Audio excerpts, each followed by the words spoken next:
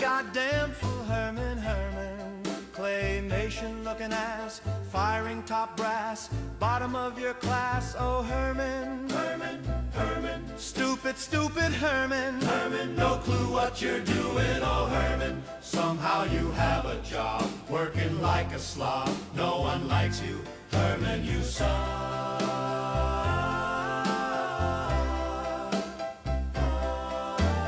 Herman loves Horizon, even though it's mid. Now he runs PlayStation like a mark of skid. Herman, Herman, Herman. Stupid, stupid Herman. Herman, no clue what you're doing, oh Herman. Somehow you have a job, working like a slob. No one likes you, Herman, you suck. Herman smells like fish, probably eats children.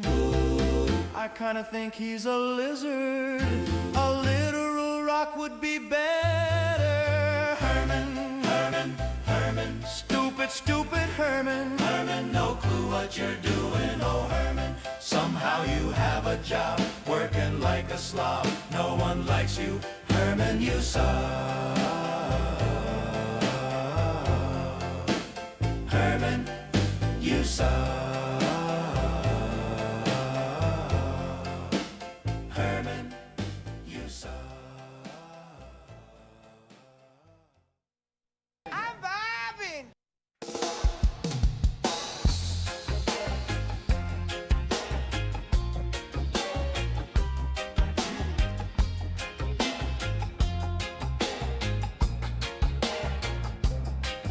Yo man, in Gotham where the brick stack high, Lego Batman swoops lighting up the sky. Legacy of the Dark Knight, looking so fine, got that reggae rhythm.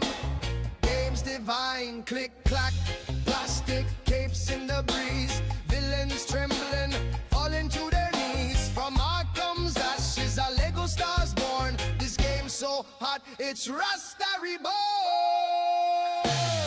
Oh Lego Batman, legacy of the Dark Knight, shining so bright, it's still in the fight. Game of the year 2026, it's true. GTA 6 crying, what we gonna do? A Lego game picking up Arkham's crown. Suicide Squad, y'all let us down. Rastabat cave with a brick build vibe. Lego Dark Knight keeping hope alive.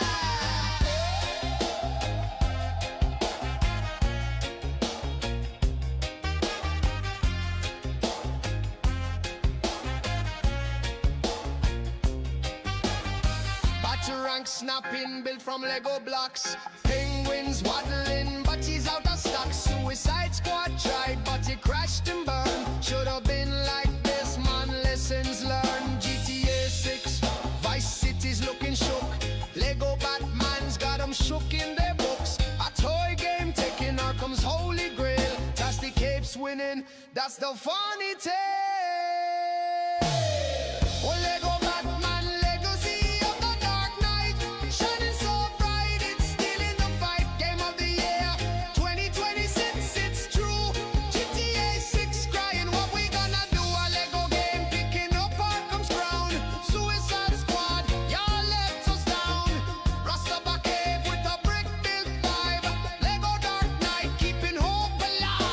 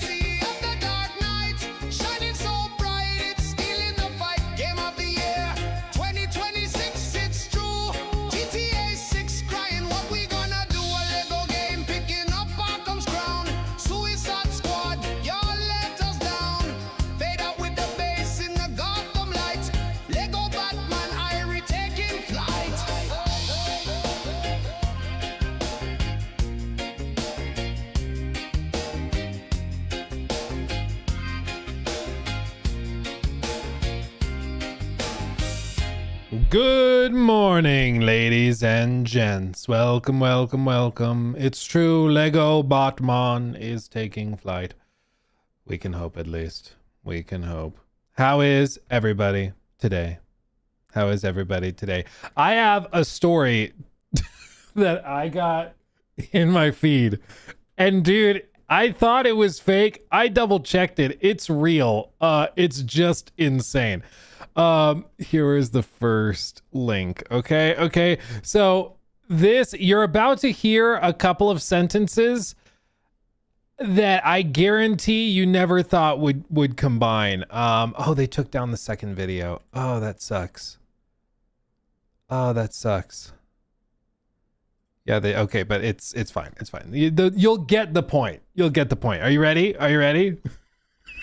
This is crazy. Okay, I'm just scrolling as one does, and this appears on my feed. Okay, get ready. Amputee cornhole champion now facing murder charges for allegedly shooting and killing someone in his vehicle. The incident happened in Maryland before the alleged shooter. Wait, hold on. Like we're moving real quick. Then champion. Deadly Come on. Amputee cornhole champion now facing murder charges for allegedly shooting and killing someone in his vehicle. The incident happened in Maryland before the alleged shooter then left to Virginia. Eyewitness News reporter Mark Cotterobles is in studio with the shocking details on this. Mark? Yeah, Michelle. So maybe this is not progressive of me, but if you don't, I don't understand. I don't understand. I'm so confused. Oh, good evening. The headline alone is not something you hear every day. The man charged in the deadly shooting is a quadruple amputee who was driving a car as the shooting happened. Okay. Again, I don't mean to be. I'm an ally, okay? All that. Quadruple amputee is driving a car, allegedly shoots someone, and then flees the scene and goes on the, I guess, roll. What? And he is 27-year-old Dayton James Weber, seen here in this mugshot. He's been in the spotlight before, but for much different reasons. Weber was featured by ESPN a few years ago, highlighting his success as a competitive cornhole champion. That's a thing? Now, after the incident last night, he is a murder suspect. Okay, that's funny. How? He was unarmed. How dare you, Matthew? It's okay. He's being accused of murder. We can have a laugh, okay? I don't feel bad. Accused of fatally shooting a passenger in his car while driving through a small town in Maryland. Local authorities alerted by two witnesses who were passengers in the back seat, revealing a well-known name locally as the suspect. Dude, that's insane. What is cornhole? Oh, I guess you, if you're not from the US, you may not know. You may not know. It's this game they're showing where there's these boards with a hole in them. You have a bunch of sandbags. I think each side has 4 or 5. And then, so one player stands on one side, the other player stands on the other side, and then you toss the sandbag and you try to get it on the board, but specifically into the hole. I forget what the actual official scoring is. We usually play it at family cookouts and stuff, especially when we're in the Midwest, like up in Minnesota. They love cornhole, love it. And I think they usually do 3 points if it goes in. If it's hanging in, it's 2 points, and if it's just on the board, it's 1. That's usually how it's scored. A well-known name locally as the suspect. There's been many news stories done about him, and a lot of people are very familiar with him. That being said, the prior news stories, all positive. Yes. Not only did he allegedly fire the gun, he's also driving the car. What do you know about those circumstances on how he can even accomplish this? What I would say is that his accomplishments and capabilities have been well documented on the internet. There's a YouTube channel and a lot of stories out there about what he is capable of doing. And we would urge anybody who has questions to just look at his name and look at the videos. Here are more of those videos. You can these as A pro in the American Cornhole League, he has been a quadruple amputee since he was a child. At 10 months old, he was given just a 10% chance to live. To save his life and stop a deadly sepsis infection from spreading, doctors amputated both of his arms and legs. So first of all, I respect the hell out of that like you have this disability and he's being active and doing a lot of crazy stuff. That's awesome. What's not awesome is shooting and killing somebody. That, from me, gets 2 thumbs down, frankly. Not a fan. Not a fan. And my general rule of thumb is that once you've committed a felony, we get to poke fun. Allegedly. So I think it's okay. I just cannot. This story, from the moment I saw the first snippet, I was like, what is happening? Now facing murder.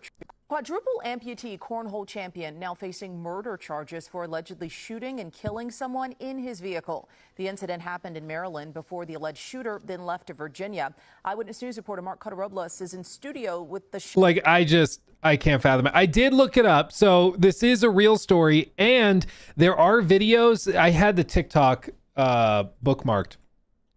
TikTok has since taken it down. So it's no longer up. But I did bookmark another TikTok, which was of him, and it was a video of him shooting a gun. So I was like, how would he even fire a gun? He's posted videos doing it. So color me surprised. I didn't know that was even possible, but there you go. So there you go. I had to share that with you because I was thoroughly confused when I saw it, and now you've got that. Now you got that. So we'll see. Gabriel, thank you for the 10. Hey, Luke, sorry to interrupt your train of thought. No, please, thank you. But I keep seeing people complain, saying that Crimson Desert feels like Cyberpunk 2077 at launch. I trust your reviews, but should I wait to buy? Honestly, comparing the two games launches is like laughable. Like that's really, in my opinion, really stupid, because they are nowhere near the same level. Like Crimson Desert has a few like quest breaking bugs that force you to reload, and some weird stuff like that. Or Cyberpunk 2077 at launch was like unplayable.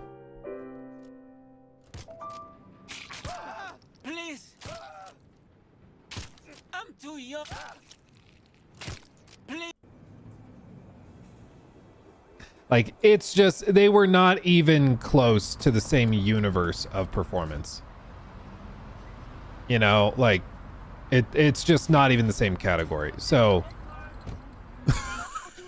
so I understand some people are like, well, they mean it as like, maybe it starts rough and gets better, or they patch it and make it better. I get that sentiment. They are nowhere near the same universe of where they started, you know, their journey or whatever.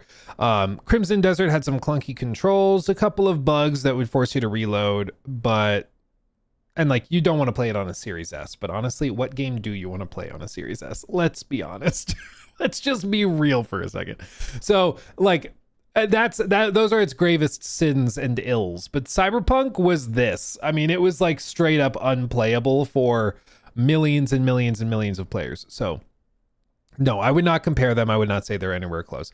The thing with Crimson Desert is just that it is a game that is unapologetic in what it is. And as a result, there's like, you may just frankly not like it. And that's fine. It may not be a game for you. And that's totally fine. It's just a matter of being real about that. And trying to be transparent about it too. Like, you know, if you're not going to like a game, you shouldn't force yourself to play it just because everybody else was liking it. Same thing with back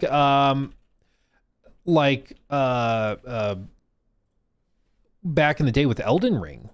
There were people who were trying to force themselves to play Elden Ring because they saw so many people loved it. And it's like, guys, you may just not like it, and that's okay. If you don't like FromSoft like games, if you don't like Soulsborne games, you're not going to magically like Elden Ring just because everyone else does. And that's okay, but don't waste your money on a game that you were never going to like, you know? And so I think with this, it's just a case of like, if the game looks intriguing to you and you're interested, you should check it out. You should try it. I've been having a great time with it. I can't stop playing. It's low key an addiction, but you know, if it's not tickling your interest, that's okay too. So Trafalgar, thank you for the 15 hours into Crimson Desert, and I'm not out of chapter 3 yet. I've been loving doing bounties and other stuff, and that's how you honestly, I think, will have the most fun with it, is if you just kind of float through the game. If you try to force yourself to just blast through the main story, you're gonna have a bad time. And we saw that in some of these reviews where people have like starter gear, they've not upgraded anything, then they get frustrated, the bosses are difficult, and it's like, because you didn't really play the game. Like, the game is not about beelining through the main story. And if you try to do that, you're not going to have a great time. I mean, it's like playing Cyberpunk and not playing the side content. Some of the best content in the game is the side content. Like, you should be expanding your horizons. If you just try to beeline through the main story in a game like this, you're missing out on so much. You just are. You know, it just is how it is. So anyway, yeah, I recommend you check it out. I've been having a great time. And other people seem to have been having a good time as well. While the sentiment started shaky, you know, notably there were stories of like Pearl Abyss's stock plunging 29% as reviews disappoint. In the last like week, as the game has been getting patches and updates, and they've been overhauling stuff very, very quickly, the stock is like actively recovering. Just like yesterday, it went up 30%, which is insane. Like, all the investors are like, oh, never mind. actually, this is cool. We're actually kind of we're having a good time. We're having a good time. And it's swinging back the other way, you know? Swinging back the other way. And I think it's just the knee-jerk reaction from some of the media caused a bit of panic, but now it's settling out and the narrative is shifting once more. They reached a brand new peak player concurrent count on, I believe it was Sunday, so they spiked again. I wouldn't be surprised if it spikes again. Dude, my wife, she was even asking me if like the game's fun, if she should check it out. She was like, do you think it's something I would like? Because I've seen some videos. You know the videos she saw? Do you know the videos she saw? Probably the fastest way is to do this. I think Will posted a picture of his.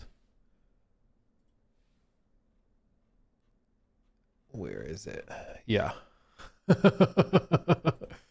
She saw like pictures of the cats and how you can cradle the cats and you can get them armor and stuff. Cat armor, Crimson Desert. She saw these and she's like, oh, I might need to try this game. I might want to try it. It sounds funny, but stuff like this gets people interested because you just don't see stuff like that in games nowadays. And then you also hear that it's got like a massive world and it's got really cool armor and boss fights and stuff, and you can make Puss in Boots. That gets a lot of more like casual gamers interested when they wouldn't have otherwise been interested. So I think it's just going to continue to climb up and up and up. The user scores on like Steam have already started to skyrocket. The user reviews on Metacritic have also started to skyrocket up. I think it's one of those examples, again, of like a big gap between the media discourse and like mainstream gaming journalist discourse around a game versus where the players are. And weirdly, like that seems to be the narrative this year. I think that's going to be the big thing, is this omnipresent weight of like the old school media and coverage of games, and then the new school where, you know, it's a lot of individual creators, influencers, streamers, YouTubers, that type of thing. And we saw it first really, really clearly with Veilguard, when you had all of these outlets and publications saying that you were just a gaming tourist or you're just a hater if you didn't play Veilguard and if you didn't like it and you're just being judgy and hateful. And then the game comes out. Over 2 million people tried it. kind of immediately cutting off at the knees the argument that people weren't willing to try it. And it just wasn't good enough to keep players. And so it failed pretty catastrophically. And then with this, like, the narrative flips to the other side, and the media saying that this is really bad, and then players play it and are like, what are you talking about? Like, what are you talking about? Like, this is crazy. Like, we'll see if we have time for it. But one of the frustrations that, hold on, let me pull it up. One of the things that IGN said about Crimson Desert. Let me see if I can find the tweet. They made a tweet about Crimson Desert when their official review went up, where they like locked down the review score, doubling down on the 6 out of 10 score. And they alluded to a lack of content. They're like, I just wish there was more like to enjoy in the open world besides, you know, just locations. I wish there was more. I was like, bro, you can say a lot about Crimson Desert, but complaining over content is wild work. Like, that's crazy. I don't know how you, with a straight face, suggest that there's not enough content. You know, if anything, there's too much. Dude, can I not find this damn tweet? Oh my god, they tweet so much. It's crazy. What are we doing, fam? What are we doing? It's just sponsored stuff, I guess. Yeah, Crimson Desert has an incredibly designed world that's a joy to explore, but I wish there was more to find in its beautiful locations. What? What the actual F are you talking about? Like, what? Dude, they got ratioed in the comments to likes. Like, that's crazy. Worski, you want more to do? I can't stop finding shit to do, and I'm not progressing at all in the main story. I'm still in chapter 3. Literally not one person has complained about content. Is IGN seriously saying there isn't enough content in the game? Bro, like, it's like actually insane. It creates this disconnect where players are like, literally, what universe are you in? What's hilarious, I didn't realize a lot of this, but where is it? So the guy that reviewed Crimson Desert for IGN is a contractor that does work with them, a freelance guy out of San Francisco, and I'm sure he's a nice guy, but like, when there's this massive disconnect, it kind of gives you pause. And then I realized, looking through the other stuff he's done with IGN, I was like, oh, he's also the guy that rated Veilguard higher than Crimson Desert. Like, they literally landed, we'll see if it can load. Come on. They gave it a 7. Like, they reviewed Veilguard higher than Crimson Desert, which is just wild, man. I get it. They're different games. I get it. You know, maybe you could say like, well, mechanically, I appreciate the mechanics of this game more than Crimson Desert. But like, bro, this is why the memes exist. This is why the memes exist. Because when you start to look under the hood, you're like, bro, like, the jokes write themselves. It's just wild, dude. It's wild. And if IGN wants to maintain relevance and like doesn't want to be curb stomped in this way, that they've been steadily seeing their relevance drop, they got to figure out how to shake that trend where when people see IGN give something a 10, they're like, okay, so it probably sucks. They see them give it a 6 out of 10, people go, oh, so it's probably fantastic. You know, they've got to find a way to gain the respect of actual players now, because what they do have is they have a captive media where they all like each other, and that's cool, but there is a huge disconnect seemingly between a lot of gamers, a huge chunk of the gamers, the people that they are allegedly, you know, writing for and creating content for, and them. Like, there's just this massive gap, and I don't think they're going to see anything improve until they figure it out. So we'll see. But shout out to Paul Tassi, who I feel has been on it this whole time. He's been a big fan of Crimson Desert. He's been writing pieces on it, which I feel are much more in line with a lot of players' experiences with the games. It's not a perfect game at all. It is not. But to say that it's a 6 out of 10 and it needs more content makes me really question. Like, are we even playing the same games at the end of the day? Like, what are we actually doing? So there you go. Bite Size, good to see you, my friend. Good to see you. Hope you're doing well. Let's see. Trafalgar, also, thank you for becoming a member of the Show Off tier. Appreciate you. Thank you. Caleb, thank you for the 5. Man completes Dark Souls 1 no hit with Rock Band microphone. And this guy are two sides of the same coin. Dude, that's wild. It's like talking to Lua. Lua beat all of those games with a dance pad. She was like the original one that did those dance pad challenge runs of Elden Ring and Dark Souls and all those. I couldn't do it. I respect the hell out of it. It's really cool. But I couldn't do it. Man, I'm not that patient, I think. I'm not. Hype Not IQ, thank you for the 5. The game looks beautiful during the day, but when it turns to night and indoors, it's a blurry mess. Do you think there's a fix? Xbox Series X and PS5. As for fixes, I'm not sure, because I'm sure there's a lot of technical stuff going into it. I think at night, you just see the artifacts of like ray traced lighting and their solutions for global illumination. I haven't had problems even playing on handheld. Like it's...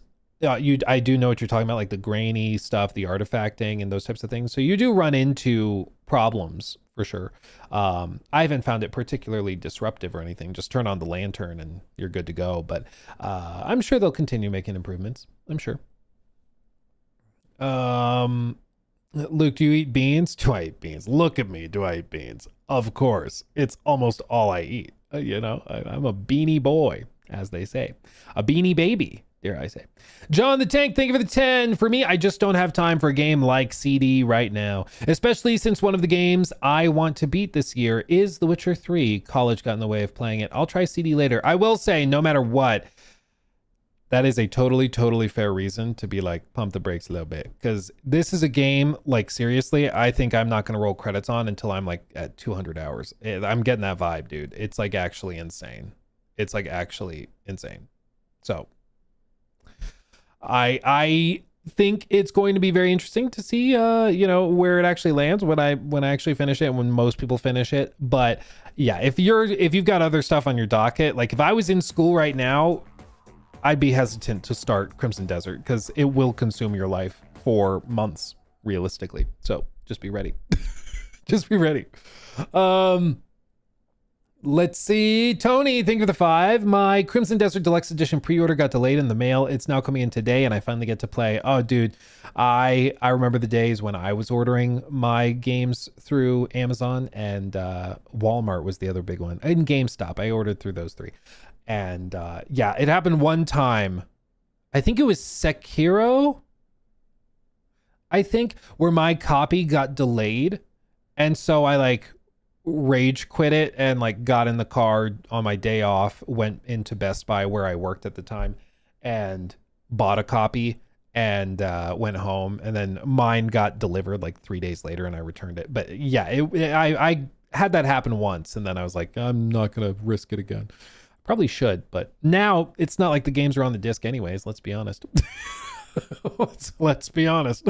It's mostly just a code. Then Lisa, thank you for the 10. The only game I played because of FOMO was Baldur's Gate 3, but it wasn't the game. But the turn-based mode holding me back. Now I'm addicted, though learning how to play and gear companions is still painful. Yeah, and I don't think there's an easy fix for it. It's just one of those learning and like growing pains. When it clicks and you got it figured out, it becomes second nature. Just boop, boop, boop, boop, boop, do this, bop, bop, bop, bop. Like it's not a big deal. But I do know exactly what you're talking about. That initial wave of like, what the hell do I even do? So I totally get that. But I'm glad you gave it a shot. Because that's one of the best games ever made. And it is fantastic. And it was really sad to see, a lot of people not wanting to try it because it was daunting, and it is daunting, but I'm glad a lot of people gave it a shot. Okay, Luke, do you agree that the world needs a new 50 Cent game because 50 Cent Blood on the Sand is a classic? I think we need new 50 Cent games, full stop. Whatever he wants to do, let's do it. Yes. Have I tried Slay the Spire? I'm assuming you mean the sequel, the new one. Yes, I've been playing with my college buddies every, a couple times a week, and it's a vibe. It really is.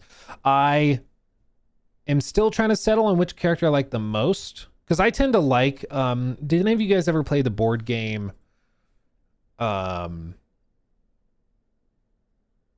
What is it called? Dice Throne. Dice Throne. If you've never played the game Dice Throne, it's quite cool. It is like a hero fighter game where each player gets a different, basically, character that has different abilities and different stuff. And all of them are compatible. So you can go in here, you can see the heroes. There's all sorts of different ones that they have. With all different abilities and capabilities. It's a really, really cool, I guess technically a board game. But one of my favorite characters is this guy right here, the Artificer. And he does all sorts of stuff of like building units and using them to achieve different things. But there's other characters that also have like companions. Where's the, not the monk. The treant is cool. This guy's cool, but he's also very complicated because he has like the dryad spirits, the sapling spirits, the sealing spirits. So you have different versions of like little things that you summon and they have their own effects. It's really cool.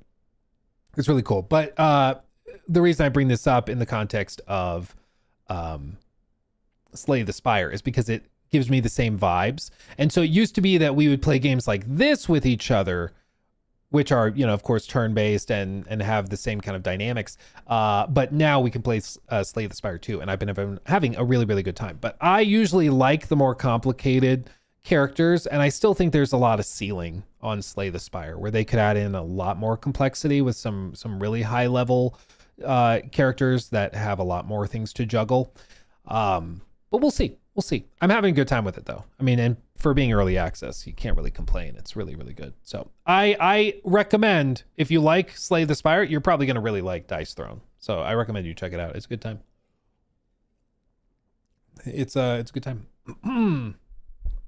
Let's see. Sir Thomas, thank you for the 5. How am I expected to finish Crimson Desert when I keep finding out about things like cat armor? GTA 6 will come out before I see the credits. Unironically, maybe. Yeah, maybe. It's just freaking massive. And, you know, people have been drumming up and finding the mentions of the CEO at the earnings call where he was suggesting that they might be adding in multiplayer components to the game if it sells well in Crimson Desert. And dude, if you've not seen some of the snippets of combos and stuff that you can do in Crimson Desert, it's a vibe. It is a vibe. So I do think if they were to add co-op, imagine having one player playing as Unka or something, and he's doing like crazy WWE moves, and then you have one player as Cliff, who's doing more standard sword fighting. Like, I think it could be really, really cool. Imagine taking on bosses together like that, doing like a boss rush mode. I think it'd be baller. So if they did that, I mean, talk about a new player peak, I think instantly. So one of my buddies from college that I was playing Slay the Spire 2 with, he was like, I'm interested in Crimson Desert, but, you know, it seems like maybe some of the patches are going to make it better. So maybe I just wait. And I mentioned, hey, dude, if it sells well, they're saying that they might add multiplayer to some degree. You know, I don't think it's going to be like doing the whole campaign co-op, but I think they'll have some mode that's co-op. He was like, oh, that sounds pretty good. That sounds pretty good. So we'll see what happens. I think it's done well enough and the narrative has shifted enough now that they are probably going to seriously consider opening it up and doing it. You know, I think it just makes sense. Easy money, frankly. Easy money, because I think there's a lot of people who have been kind of sitting on the sidelines who would jump in. Yeah. What is this? Blaine says, so Mr. Me5 asked me to check something. He wanted me to go pickpocket some bunnies for gold bars. Obviously, with that level of ridiculousness involved, I went immediately. I can confirm there are visitors to the Demonis at Wildlife Park who frolic around carrying gold bars. Oh. There you go. There you go. Okay. So there you go. You can apparently find gold bars on bunnies in the wildlife park in Crimson Desert. So there you go. That's a thing. Okay. OG Chronic, thank you for the sub, my friend. Appreciate you. Much love. Meat Love, I think they officially disclosed 3 million copies sold. I'm sure they'll hit 4 million soon enough. Certainly like this weekend, I wouldn't be surprised if they hit it. They're picking up steam, it seems. A lot of the people who were sitting on the sidelines seemingly have gotten back into it, so we'll see how it goes. Thank you for the 100 bits. Hey Luke, hope your day is going great. Just bought CD, and but I will save it for my vacations. Ooh, that's a good, I mean, that's not a bad idea. Like when you can really sink your teeth into it. I could totally see that.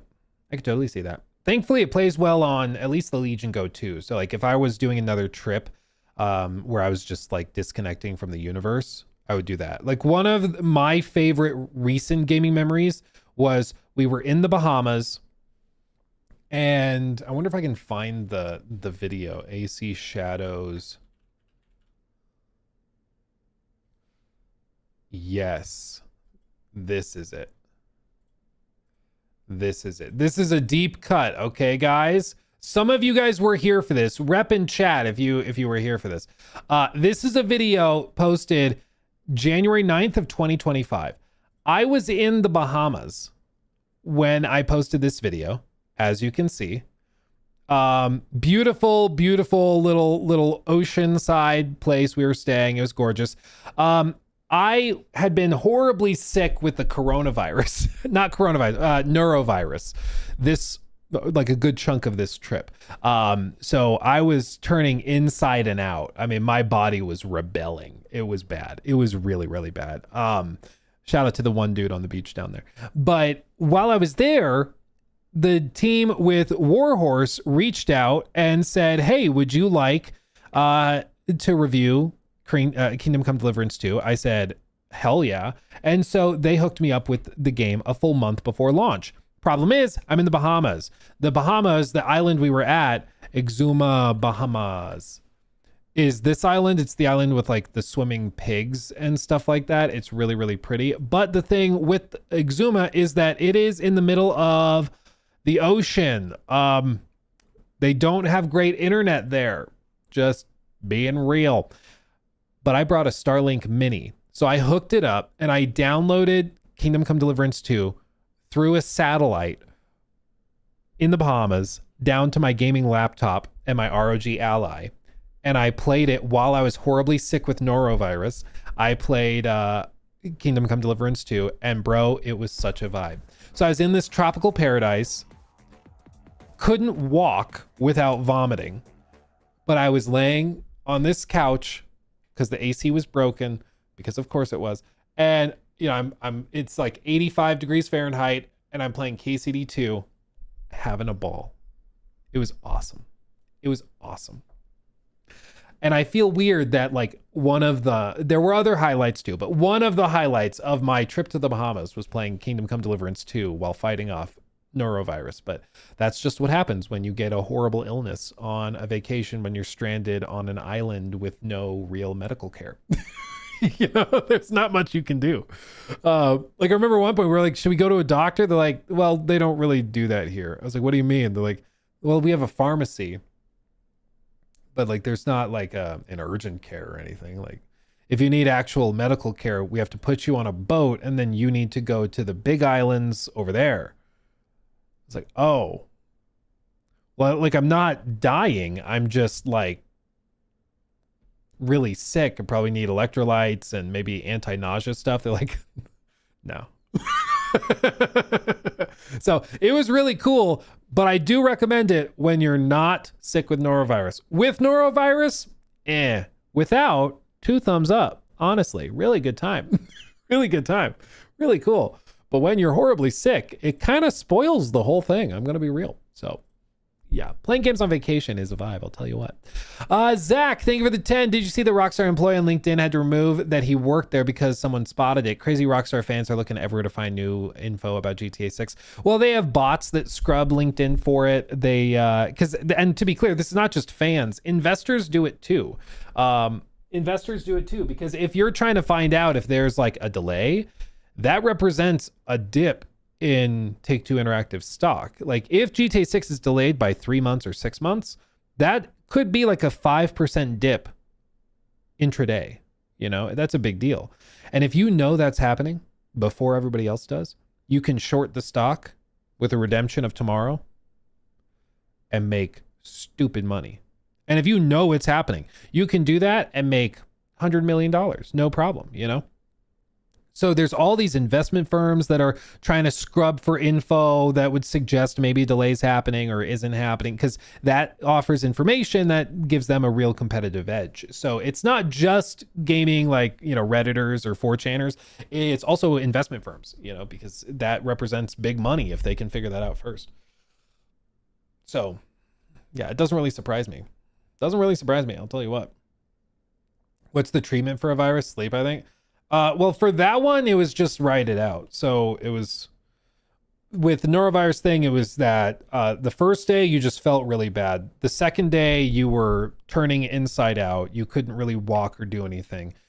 Couldn't drink, couldn't eat. Your body would just reject it. The third day was better. Maybe you would only have like 1 or 2 episodes when stuff would come up. The next day was better. You probably just feel feverish and have a horrible headache because you're super dehydrated, but you're able to drink in like small doses, a little bit of water here and there. And then like once you get to days 5, 6, 7, you know, it starts to get better and you can actually function a little bit more, but you got to take it easy. But yeah, it's not fun. Do not recommend norovirus. It was really bad. It was really, really bad. So anyway, yeah, not fun. Awful Truffle, thank you for the 2. Hi Luke, how would you compare CD to Witcher 3 so far? Totally different. Like they're both open world fantasy games, but that's kind of the extent of it. Totally different. I would not put them in the same category. And I think if people put them in the same category, they're setting themselves up to be disappointed. They're totally different. 6, 7. Oh my God. Dude, one of my sisters taught my 2-year-old to go 6, 7. So he's like in preschool. They're doing like a counting game in a circle time. And they get, you know, 4, 5, 6, 7, 8, 9, 10. I was like, oh my God. Oh my God. I swear I didn't teach him that. I swear it wasn't me. But yeah, it's a thing. It's a thing. I should have known she was up to something. CD is like a combination of 5 different games. So way different from The Witcher. CD, Clover says, CD is Skyrim that grew up, moved countries, and changed names. Yeah, it plays like a melding of like Skyrim with some Breath of the Wild. Of course, Black Desert Online is mixed in there. A little bit of Dragon's Dogma 2. It's a melding of a lot of different stuff, but I think a lot of the people that went into it and then got peeved that the story wasn't that great, like kind of set themselves up to be disappointed because they're just not the same game. They're just totally different. I tried to be very clear about that, but it seems like some people didn't get the memo. And so some people booted up Crimson and then they're like, wait, the story's not that good, therefore it's bad. And it's like, that was never the point of the game. Like, that's just not what they're doing. But anyway, dude, Jeff, thank you for the 2. Appreciate you. Oh, that rhymed. That was crazy. So Thomas, how am I expected to finish Crimson Desert when I keep finding out? Oh, I just read that one. Yeah, sorry. I just read that one. And then Who Dad, thank you for the 10. Hey Luke, I actually know the quadriplegic person who committed murder. I used to be a professional cornhole player myself and spoke with him a few times. Wasn't friends with him, but still insane. This story gets deeper and deeper. That's crazy. I mean, it leaves me speechless. The whole story. I'm just like, what? Sorry? What? I'm just so shocked. Are we going to cover Fortnite 1000 layoffs? Oh, the Epic Games 1000 layoffs? Yes, we will talk about it because, oh baby. Again, I can't say I'm surprised. I can't really say I'm shocked, but it is just how things are going nowadays. It seems there's massive course corrections from a lot of big companies, and they're like, hey, maybe we shouldn't just spend endless money on stuff that nobody really is engaging with. So yeah, we're gonna go through that. I also want to talk about Marathon. I want to mention one upcoming game that looks really cool. Jensen Huang from Nvidia is trying a new tactic when it comes to DLSS 5 discourse and discussions. So we'll do that. Also, shout out Nick Tech tagged me or posted this, and then I got tagged by Derek in the post. But basically, Nick Tech went to one of the pirate ships in Crimson Desert and found that the whole thing is modeled and you can explore the whole thing. There's items on it to be looted. There's people on it, of course, manning the ship, which is very interesting, but you cannot control the ship. But the whole ship is built in the game. And Derek tagged me and said, Luke, I think you'll be proven right. There will be sailing in Crimson Desert at some point. I would not be surprised. I've been saying since before launch, I was like, I don't know if there's ships that can be sailed. It looks like there's not as of right now, but I would not be surprised if that's one of the expansions that they do. Again, remember, this is the same company that did, like, they're known for MMOs. So they're used to, and their regular cadence is to do big expansions and updates. Also, fun fact about Crimson Desert, you see like the water on the deck. Water that is in shade will dry slower than water that's in the sun. So if this puddle is over here, it dries faster than when it's in the shade.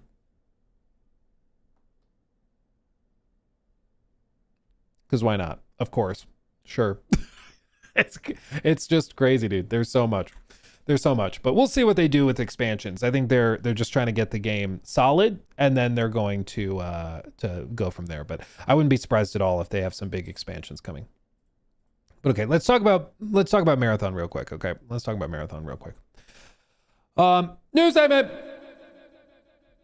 Okay. So, one of the games that launched earlier this month that has since, of course, discourse has been kind of dominated by Crimson Desert in the last week and a half or so, but it's still one of the biggest games of the first half of the year, and that, of course, is Marathon. And the performance of Marathon has been looked at closely. People have been following it very closely. Not just because maybe they want to see it fail or something, but also just because people who genuinely like it want to see it succeed and want to see it survive. And as we all know, a lot of live service games that even have solid foundations, if they don't meet certain metrics, the parent company shuts it down and the game never reaches its full potential. I think even to a certain extent, Veilguard is a good example of that, where if they added like an arenas mode, if they added some other stuff, I think it would have been much more compelling. But they didn't, and they didn't have the time to do it, so it shut down, and now the story's over. As for Marathon specifically, we've seen the player counts shift and move. Review scores have gone high, and it does have a dedicated fan base that is enjoying it, plays it at a pretty regular pace. But as you can see, like, we're trying to find where the norm is going to be for the game. Like, what is the dedicated fan base that's here a month after launch? 2 months after launch, 6 months after launch, because those are the players that keep the game afloat. And the higher that number is, of course, the more money that the company can justify spending on it. And so this has started a whole discussion about the overall performance.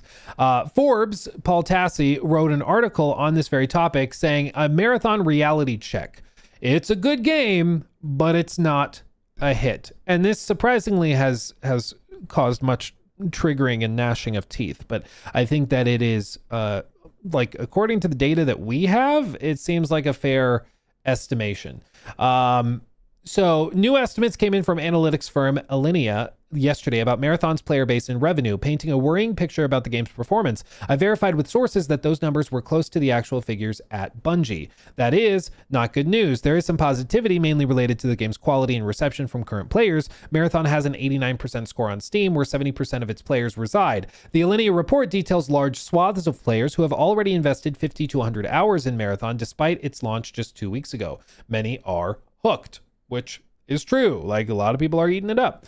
Not enough, unfortunately. Those dreaded Steam charts, of course, are being brought up, like I just showed you, with a massive dip, and there's been sort of a shift in hold on, my whole Chrome is frozen. Gotta love it. Thanks, Chrome. Thank you. There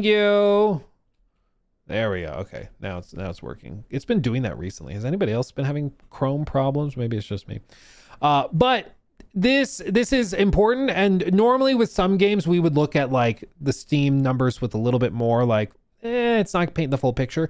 But it seems like roughly 70%, according to Alinea Analytics, 70% of their players are on Steam. The rest, of course, are on console, which is significant. Also, Rice from Alinea posted this. This is the description of the report that they are bringing up in the Forbes article.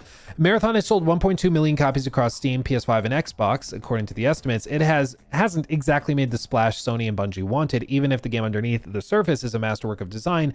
Looking at the split between Steam, PS5, and Xbox, Steam is clearly the main platform for Marathon, accounting for a little under 70% of the audience, roughly 800,000 copies. Meanwhile, PS5 takes about 19%, and Xbox accounts for about 11%. Marathon is technically a first-party Sony title, so seeing the home console struggle to break 20% of the volume is a notable data point for the ongoing platform-agnostic debate. This is also why Sony has committed to keeping the live service stuff as cross-platform, but when it comes to like the single-player stuff, the reporting at least suggests that they are going to pull that back and keep it exclusive. So games like Wolverine will stay on the console, but live service stuff they're going to bring everywhere, because live service tends to thrive on PC. It just does really well there. It just does. So that is at least something to note, that even though it's a PlayStation game, like roughly 80% of copies are not on PlayStation, which is wild. 70 and then 11% for Xbox.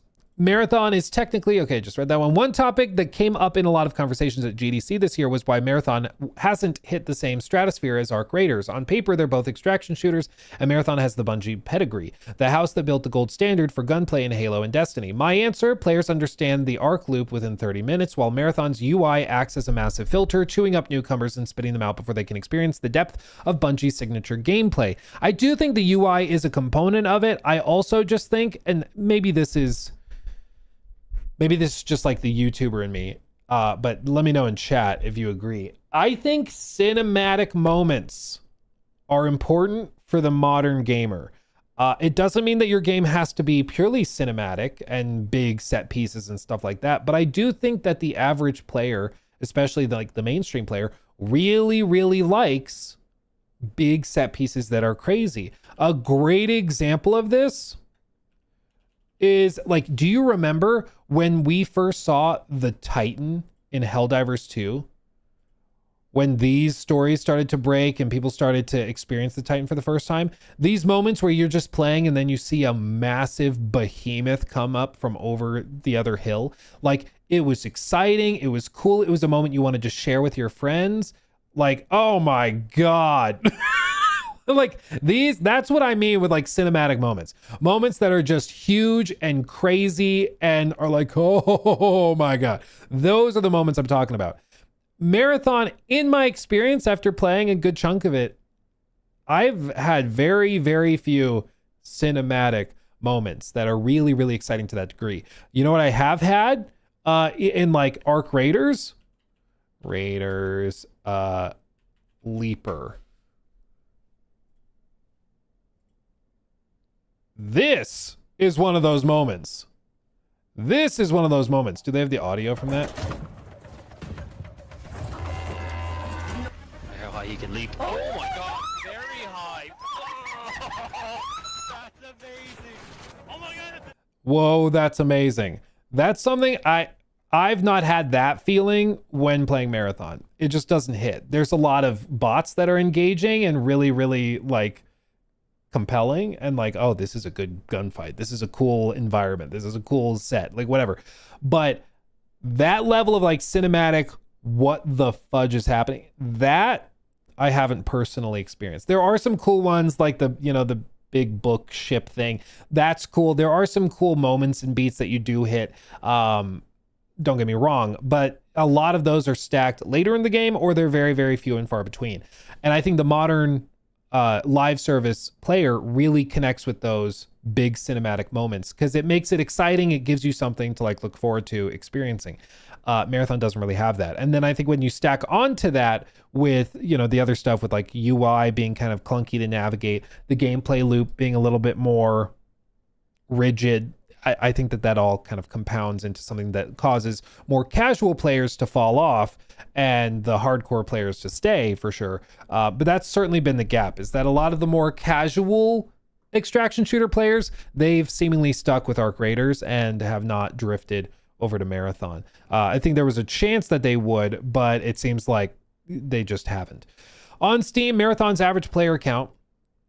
Well, I'll read this one first. Despite the friction-heavy start, the data suggests that those who survived Marathon's onboarding are loving life. We've been tracking cross-platform daily active users, and while there's the expected post-launch leakage, many players are sticking with it. After peaking at 478,000 total daily active users on its first Saturday, Marathon has settled into a respectable rhythm, holding 345,000 daily active users as of yesterday and averaging 380,000 across the weekend. On Steam, Marathon's average playtime has climbed to 27.8 hours, significantly outpacing the console averages on PS5, which was only 16.5 hours, and Xbox at 17 hours. Even more telling than the averages, 22% of the Steam audience has surged past the 50-hour mark, and nearly 7 have logged over 100 hours, which is significant. I mean, again, PC players are really liking it, console players less so, and that's represented also in the you know, like share of the sales that they make up, you know. Let's see. Double down on Marathon. So PlayStation and Bungie are at a crossroads here. They can double down on Marathon with long-term Rainbow Six Siege or No Man's Sky style recovery plan, which is something I heard Chris Argon smartly mention last week on Sacred Symbols. While this could be a sunk cost fallacy in action, it could eventually yield the audience the game's mechanical depth deserves. The second option is to shift focus towards the inevitable Destiny 3 or another project, mitigating the escalating opportunity cost and cutting their losses, so to speak. Doing both is an expensive proposition, given the high overhead and burn rate of operating out of Bellevue, Washington. With Sony recently demonstrating a lower threshold for underperforming studios and projects, the margin for error has vanished. Whatever happens, the next 6 months will determine whether Marathon becomes a cornerstone of Sony's live service portfolio or a cautionary tale of vision exceeding accessibility. I'm hoping it's the former, because Marathon effing rocks. Big analysis on the free Substack with lots more data and thoughts. Link in bio. It gives you a rough description. Now, some people have taken like these numbers and they kind of run with them with some assumptions. So for example, $55 million in gross revenue across platforms. With the current estimates of sales, that is roughly what they brought in terms of raw revenue. Of course, that's going to be different from actual profits and the take. That's different. But when it comes to how much Marathon costs, we don't actually know for sure. As you can see, Paul Tassi here says the main issue here is planes, sales. The estimates here, close to reality, are 1.2 million sales. That's about 50 to 55 million on a game that costs hundreds of millions of dollars. How many hundreds of millions? The realistic range is 200 to 300, if not more, given production time and scale. That is a significant problem, and even more so when more and more money has to be spent to maintain it as a live game, adding content and paying people to make that content indefinitely, which is true. And this is why I've said, I like for 6 months at this point, I think Marathon gets a solid player base, whether that's 20,000 players or if it shoots back up and averages at like 40,000, I genuinely am not sure like where it lands. It might land averaging 35,000. I don't know. But the question is not whether that's good enough for the players. The question is whether it's good enough for Sony. And that is a much different question. Because Sony, they're the same guys that have been laying off teams for not putting stuff out fast enough. They've been shutting down entire studios for like working on a live service game that they end up not feeling good about. They cancel. So the question is just whether this is good enough for Sony. This is something that was echoed by Jacob Novak, who is a former at the president's office at Square Enix. He said in response to a Kotaku article saying, Bungie's Marathon will be a test to see whether Sony still gives a shit. It's a franchise worth investing in at a time when PlayStation has been cutting its losses. But what Jacob points out, pretty sure it's not a test on whether Sony gives a shit, but whether players themselves give a shit. The answer seems to be no. This is like, I get what he's saying, but again, I think if with like any live service game, it's about building, and like a lot of the best live service games in the world didn't start as like the biggest smash hits ever. We've been talking about like the Epic Games layoffs where they laid off 1,000 people yesterday. Fortnite started as like a really weird zombie defense game, and it was not great either, and they just kind of tacked on a live service battle royale mode onto it, and then it blew up and became Fortnite. But it didn't start that way overnight. Like, it built and grew. Same with a lot of other games where it builds and grows until eventually you have something really massive and huge. And there's going to be dips. I mean, look at freaking Overwatch 2. Overwatch 2's player counts have been like low-key scary for a long time. And I obviously, like, I know that there's going to be a lot of people who played on Xbox and the Battle.net launcher. So it's not all about Steam player counts. But if we look at just Steam, you know, where they were fairly low for a while, July of 2025, they dipped down to 30,000 on Steam. But then they had a massive resurgence because they started actually trying. And I, for one, popped back in and tried it again. And it was way better than I remember it being. Still, the reviews are where you'd expect. But that doesn't seem to be stopping players, you know? So, like, yes, you can say that players are leaving and are disconnecting and the average player count is dropping. And it's true if we just go and, you know, do some rough technical analysis. Okay. This is technical analysis right here. Ready? This trend line is going down, which makes us sad. That's true. But part of the reason that might be happening is because players need more content or players need something to keep things exciting. And that comes with continued support. So one of the problems that I think we've seen with a lot of live service games is that it's sort of the chicken and the egg. Like, the players aren't coming out because they want more content, but the studio and the publisher doesn't want to make more content until the player count is higher to justify them spending money on making new content. So you're kind of at this standoff where the player's like, well, we're not going to play until there's more content. And the company says, we're not going to make more content until there's more players. And so it just kind of does nothing. And then it dies, you know? And that seems to be what might be happening here. He followed, or I think, you know, he mentioned this up, or followed this up with another post. These games live or die by their player count. The hours spent per player are only marginally more important. When the player count is leaking around 5% a day, which Marathon has since launch, the question is, what is the floor? We haven't seen it yet. This is what I mentioned earlier, where it's figuring out what the long-term player base is. Is it 20,000? Is it 40,000? Is it 35,000? We don't know. The chart keeps going down. Okay. If we get to a point where it levels out and stays flat, then we know what the floor is and we can kind of make long-term decisions. The problem for Sony right now is that they also don't know where that floor is. If the floor ends up being 5,000 at the end of all of this, it keeps dropping until it's 5,000 and then it just sits there. That doesn't work.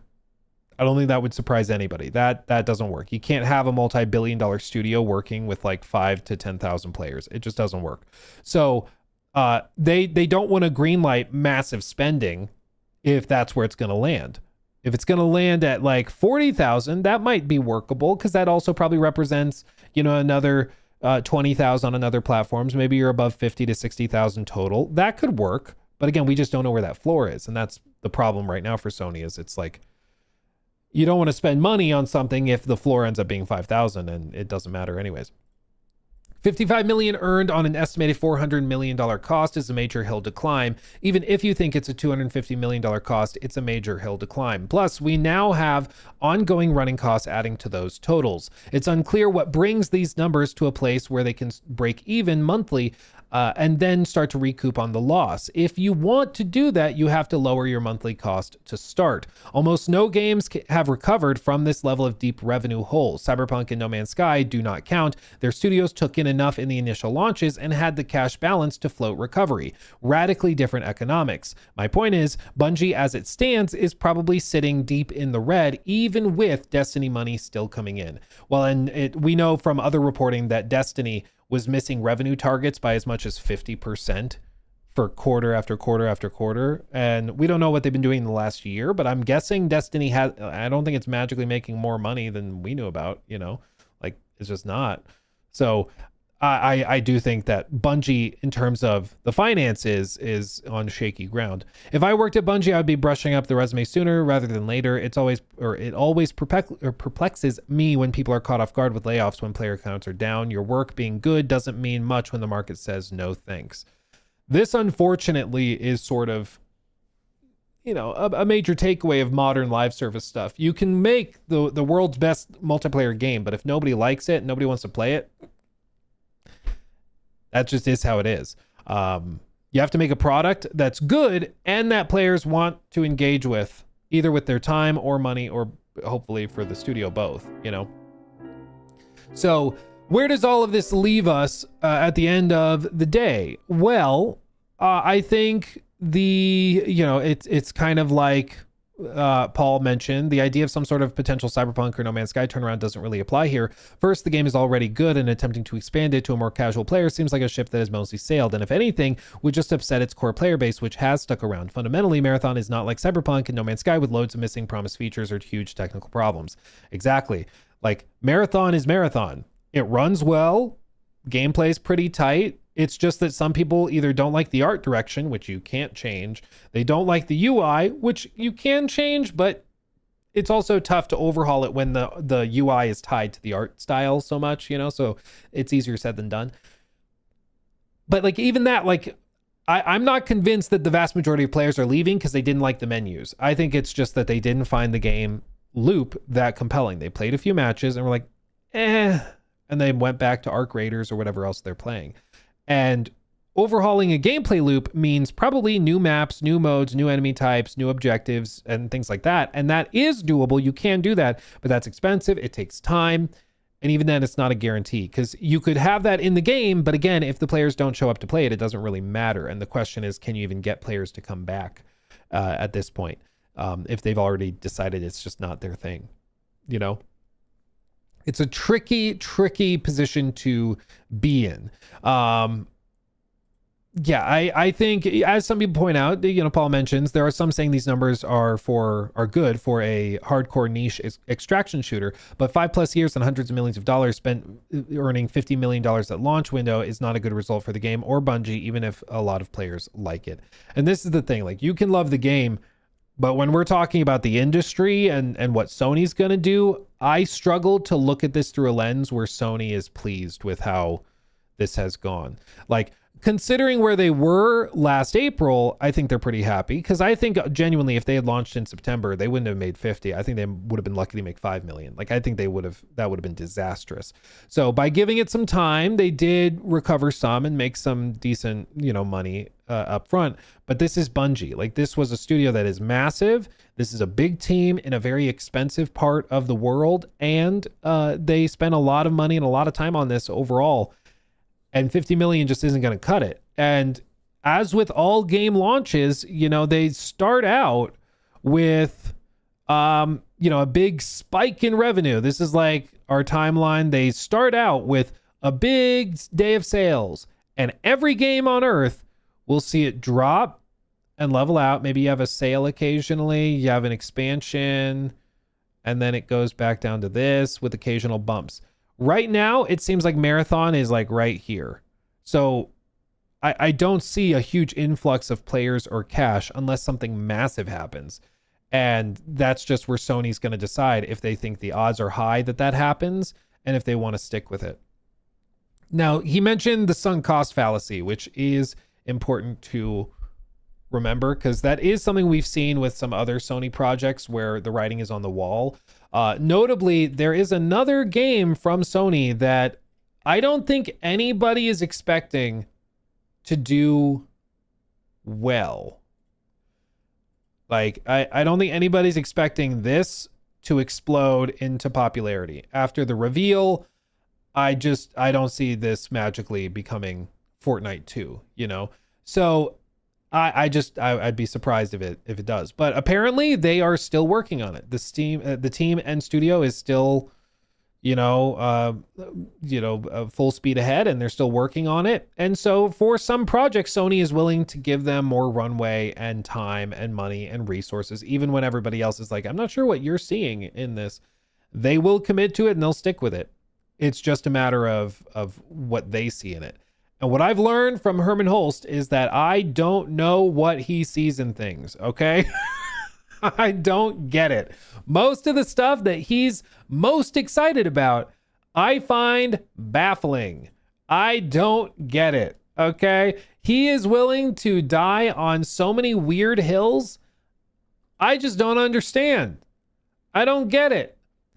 The fact that like this is where he or what he had his like one of his biggest and most successful teams working on for years is wild to me. Like actually wild to me. I just don't understand it. It's absolutely crazy. So maybe Herman sees something in Marathon 2 and it's going to give him plenty of time to work on it and overhaul it and get it, you know, more in line with maybe what a casual audience wants, because there's a lot more casual players than hardcore players, and that might help them recover the money they spent on it. But who knows? I think that's maybe the one of the main takeaways, though, just to remember, is that they spent casual audience money on a hardcore niche game, and as a result, they're getting niche money out of it, which is fine.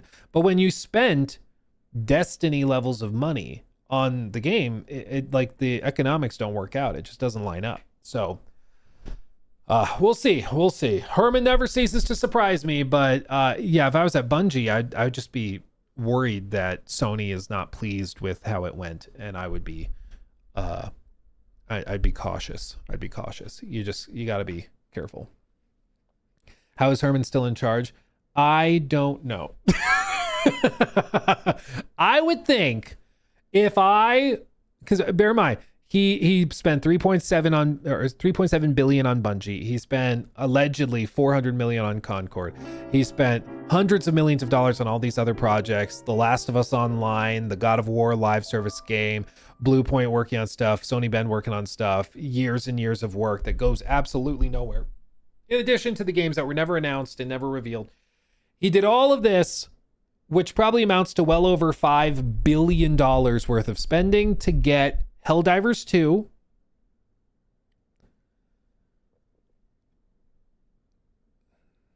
Do they have anything else? Any other big like live service hits? I don't think so. So I would think if I wasted $5 billion that I would be fired. You know, I think that would be a fair assumption to make. You know, I think that would be a fair assumption to make. Somehow he still has a job. I don't get it. Because it dare I say, I'm going to go out on a limb. Jacob, my brother, editor extraordinaire, who works for me. You guys know and love Jacob. He's great. Great, Jacob. Jacob's great. If he lost me, I won't even go $1 billion. $1 million. He's in trouble. You know, he'd be in trouble. He got demoted. What happened to him is he got promoted and then demoted back. So Herman was kind of the right-hand man to Jim Ryan. And then after Jim Ryan left, he was promoted to co-CEO. And then after however many months, he was demoted back down to head of like whatever his current role is, like head of PlayStation Studios, head of SIE or whatever. Like, but he was promoted and then pushed back, but he kind of landed in the same spot, you know, kind of landed in the same spot that he started at, which still doesn't make sense. Helldivers 2 was a happy accident. It was a throwaway game before launch. Then people got their hands on it and loved it. Well, Bruce, I think that you are more right than maybe you even know. I was speaking to somebody who got the chance to talk to an Arrowhead dev at an event. And they said, no, Sony was not involved with us at all before Helldivers 2 launched. They were hands off. They didn't take us very seriously at all. They were really expecting us to launch and just be like a small little side game they can put on PlayStation Plus. And yeah, they did not think we were going to be massive, which I think was reflected in the lack of marketing, basically. So it's not surprising, I think, to see how it's gone, but it's why it's kind of funny. It's the opposite of the Midas touch. Whatever Herman really tries to make a thing doesn't end up being a thing. You know, like if he tries really, really, really, really hard to make Concord a thing, it doesn't work. It just doesn't work. And they tried really hard to make Marathon a thing. It did seem to help from where they were earlier last year, but I'm not sure if it was enough for them. So, yeah, we'll see. Anyway, so there's where we're at with Marathon. My kind of closing thoughts are that I think that the audience might be having a great time. And there might be a solid audience of, I don't know, 30,000, 40,000 people, but I cannot in my head get to a spot where I'm like imagining being the CFO of Sony and looking at these stats and being like, awesome. I just don't see it. I think that they almost certainly were expecting a lot more and demanding a lot more, and we'll see what they choose to do. We'll see. Okay. There's that. Now I can close these tabs. Okay. Luke, did you ever get the chance to react to the Xbox video from Blue Thunder? No, we didn't on stream. I remember you mentioning it. And I know Blue's awesome. So I think we will eventually get to it, but no, I've not done it yet. I have not done that yet. Okay, happy Wednesday, Luke. Giving some Star Citizen news. We're getting 4.7 with the release of crafting and reimagined modular starter ship. Ooh, I am Scuba. It sounds like I need to jump back in and try it again. Sounds like it. Thank you for the 5. Mathizen, thank you for the membership, by the way. Your grandma, thank you for the 10. Arc Raiders supports fun solo play while Marathon is built around trios. That accessibility gives Arc Raiders a better shot at going viral, while Marathon may struggle to reach a broader audience. I also think for a game like an extraction shooter, love it or hate it, I do think that virality is an important factor. Like, I think if you're looking at Arc Raiders and you pretend like Peanut had nothing to do with it blowing up the way that it did, I think that that's maybe naive.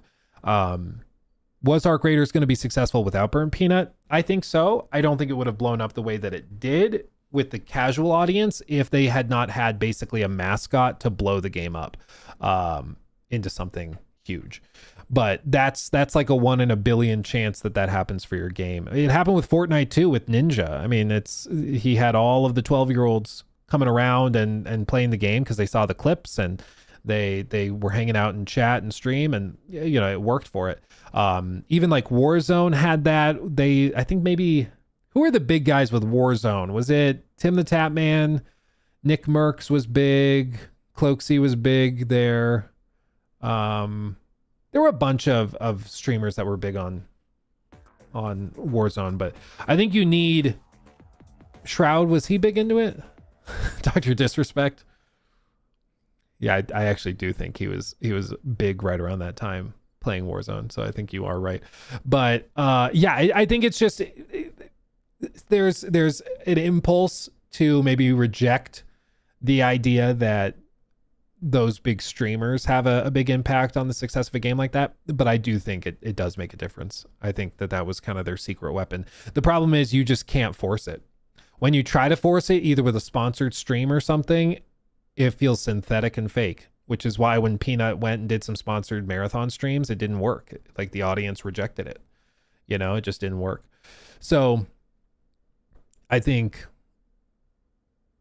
that's a big component of it, but you can't force it. It's not like you can add to your marketing plan, come up with our own Burnt Peanut. You can't do that. Like, you have to have a guy that's got a unique talent that clicks with the audience in an unforeseen way. Peanut didn't think he was going to explode with Arc Raiders. I guarantee you. I think he was just as surprised that he blew up the way that he did. But that's just what happens, man. It's just what happens. So, huge Arc fan, but I've been playing Marathon as well, and it's extremely good. The hate around it is so weird. I think that there's certainly some hate surrounding it, but I do think that for there's a good number of players who have played it, tried it, and it just hasn't hooked them the way that other games have. For me, like, I think Marathon is really solid mechanically, especially. It's very well done. I mean, it's shocker. It's Bungie, like they know what they're doing. But for me, it just has not hooked me the way that like Arc Raiders did. And it seems like that's borne out in the data that a lot of other people are in the same spot. You know. To be fair, Pino was already blowing up with Tarkov. Yeah, I mean, I think it was primed in like the perfect way. It was like the perfect storm of him starting to get a little bit of momentum, and then he had a few of those massive clips go viral in Arc Raiders, and it just blew him up to the stratosphere. But yeah, I think certainly Tarkov set him up well. But yeah, I think Arc Raiders really is what caused him to end up, you know, in the atmosphere. So yeah, hate surrounding Marathon has more to do with live service fatigue, in my opinion. Well, I do think that there is an aspect of that, Kyle, which is a valid point. There is a real dynamic in the industry of fatigue around, I don't know if it's just live service or if it's something even more niche than that. Like, I think like hero-based stuff is an aspect of it. The stereotypical like live service aesthetic is also, I think, something people have gotten fed up with. For example, like you can I still remember we were watching the reveal of Veilguard, and somebody in chat said, "Oh my god, he has live service hair." I was like, I don't know what it is, but yeah, that there is like a certain aesthetic and vibe that does just like, yeah, it like a lot of these live service games have very similar like presentations of player characters. I don't know if it's like, I genuinely am not sure what it is. I don't know exactly what it is. Because some of the characters in Veilguard looked cool and looked good, but then other characters like I keep forgetting the name of it, which probably is not a good sign. I do this for a living and I can't remember the name of the new Horizon live service game. But like we saw some of these trailers and like these playable characters, and you're just like, what are we doing? Like, I don't. So it's like, oh, it's a guitar that makes him cool. It's like a guitar hammer. Like, I don't know if it's just like this attempt to whittle things down to be really basic to appeal to younger audiences, but it like makes me feel like they're treating me like a toddler. You know, like I don't know if there's a word for it, but it's like the Disney Plus cast of characters where you can just tell that they went through and were like, I don't get it, man. I just don't get it. But there is a unique style that permeates through all of these games. And you don't see it with every live service game. And you'll notice that some games, like this is the other Horizon project that's coming from, is it NCSoft? I think it's NCSoft.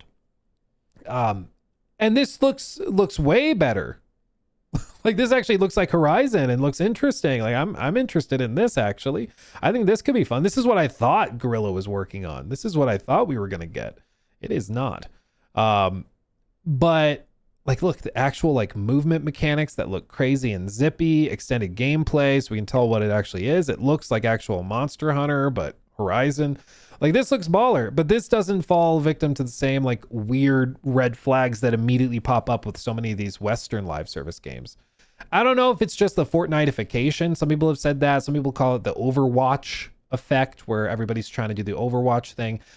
I don't know if there's like one element to it, but something about a lot of these live service games gives players an instantaneous ick. Like they just go, ugh, and they don't like it. And so it's been interesting to see how people can see a trailer and just immediately be like, nah. You know, like it's just very interesting. Anyway, Eastern devs are just built different.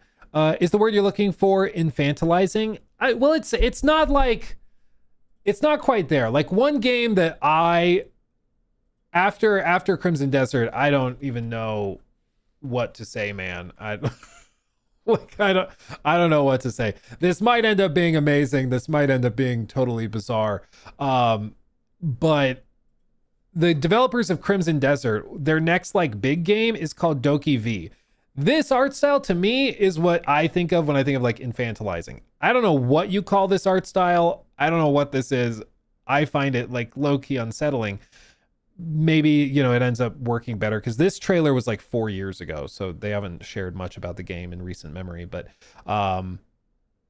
like this would be one thing. But I even, like, to a certain extent, I think if players saw this and it was in the context of like beating the ever-loving crap out of each other in a 5v5 environment, I think that they'd be more open to this than like the Veilguard art style or the Concord art style and character designs. So I don't know what it is, but there's something about modern live service games where you can just see immediately like, ugh, not into it. Anyway, they look like Fisher Price toys. What the heck? What the heck? I don't know what there is a name for that art style. I don't know what it is. I don't remember what it is. John Veilguard looks just like Neiman Jr. I think a lot of the games share very similar like archetypes. Maybe that's partly what it is, where you can tell like, oh, this is their version of Lucio. This is their version of Reinhardt. This is their version of Widowmaker. You know, and you can kind of just go down the list and see their twists on the same basic archetype. Maybe that's what it is.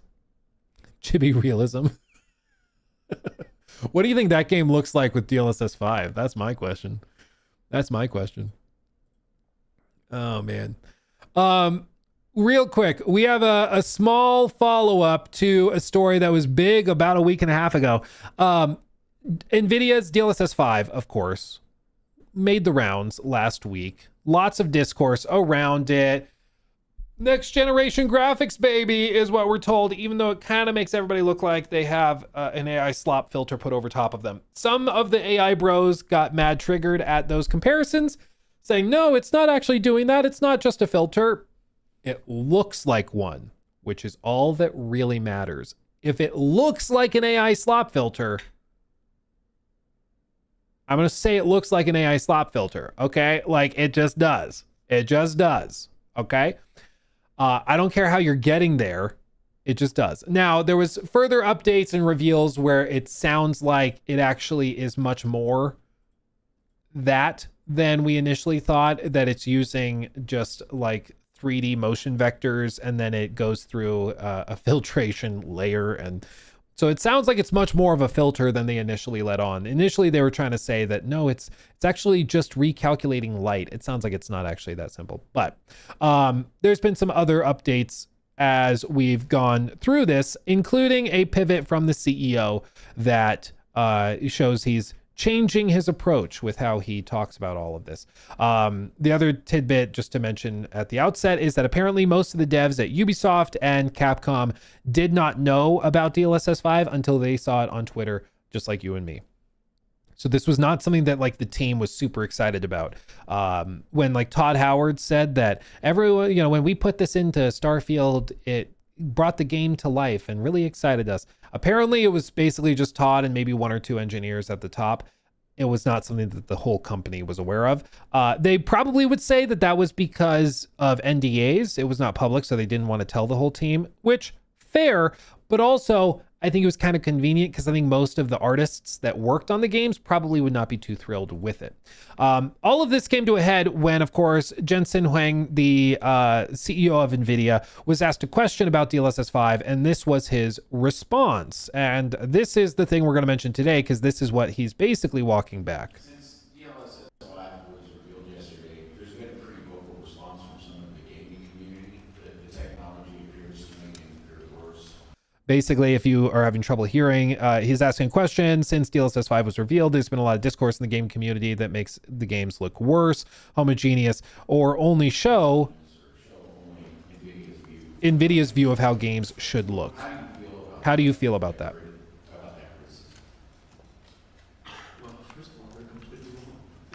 Well, first of all, they're completely wrong. It's not a great tactic to just, like, when your customer tells you, I don't like this, and they go, you're wrong, you do. It's like, it's probably not the best approach. The reason for that is because, as I explained Oh, right, sorry. Professional streamer. The reason for that, as I explained very carefully, DLSS 5 fuses, I'm just going to read it because it's really quiet, fuses controllability of this and geometry and textures and everything about the game with generative AI. This is one of those moments where like you can just tell that the people inside the AI bubble thing are really out of touch with, I think, the average consumer. Because when you say generative AI, especially amongst gamers, the knee-jerk reaction is slop. Like, okay, here we go. It's gonna be garbage. So it immediately goes there. Homogeneous, it just means all the same. So same group. Okay. Same reason why like hetero's different, homo's the same, you know. I'm tracking. Latin, yay.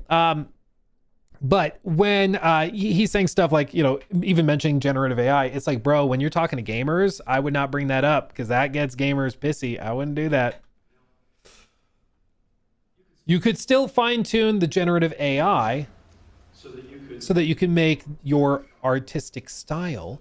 And so all of that is up to you. You know, we created the technology, we don't create the art. The problem ultimately with all of this is that the model that they're using for all of these demos is the same. It's called a unified model, which means the model is trained on one bucket of, or a bunch of buckets, but it's one collective massive bucket of training data that teaches it how to do this. It's not separate for art style. It's not separate for studio. It's not separate for camera perspectives or for art direction. It is the same for everything, meaning the same light filtering, the same face effects and everything is going to be done whether you're playing FC or Starfield or you know, Doki V or Crimson Desert, whatever. If it's enabled in that game, it's going to do the same filtration thing over the face. Maybe that's not technically what it's doing. It's not technically an AI face filter, but it looks like that. Okay.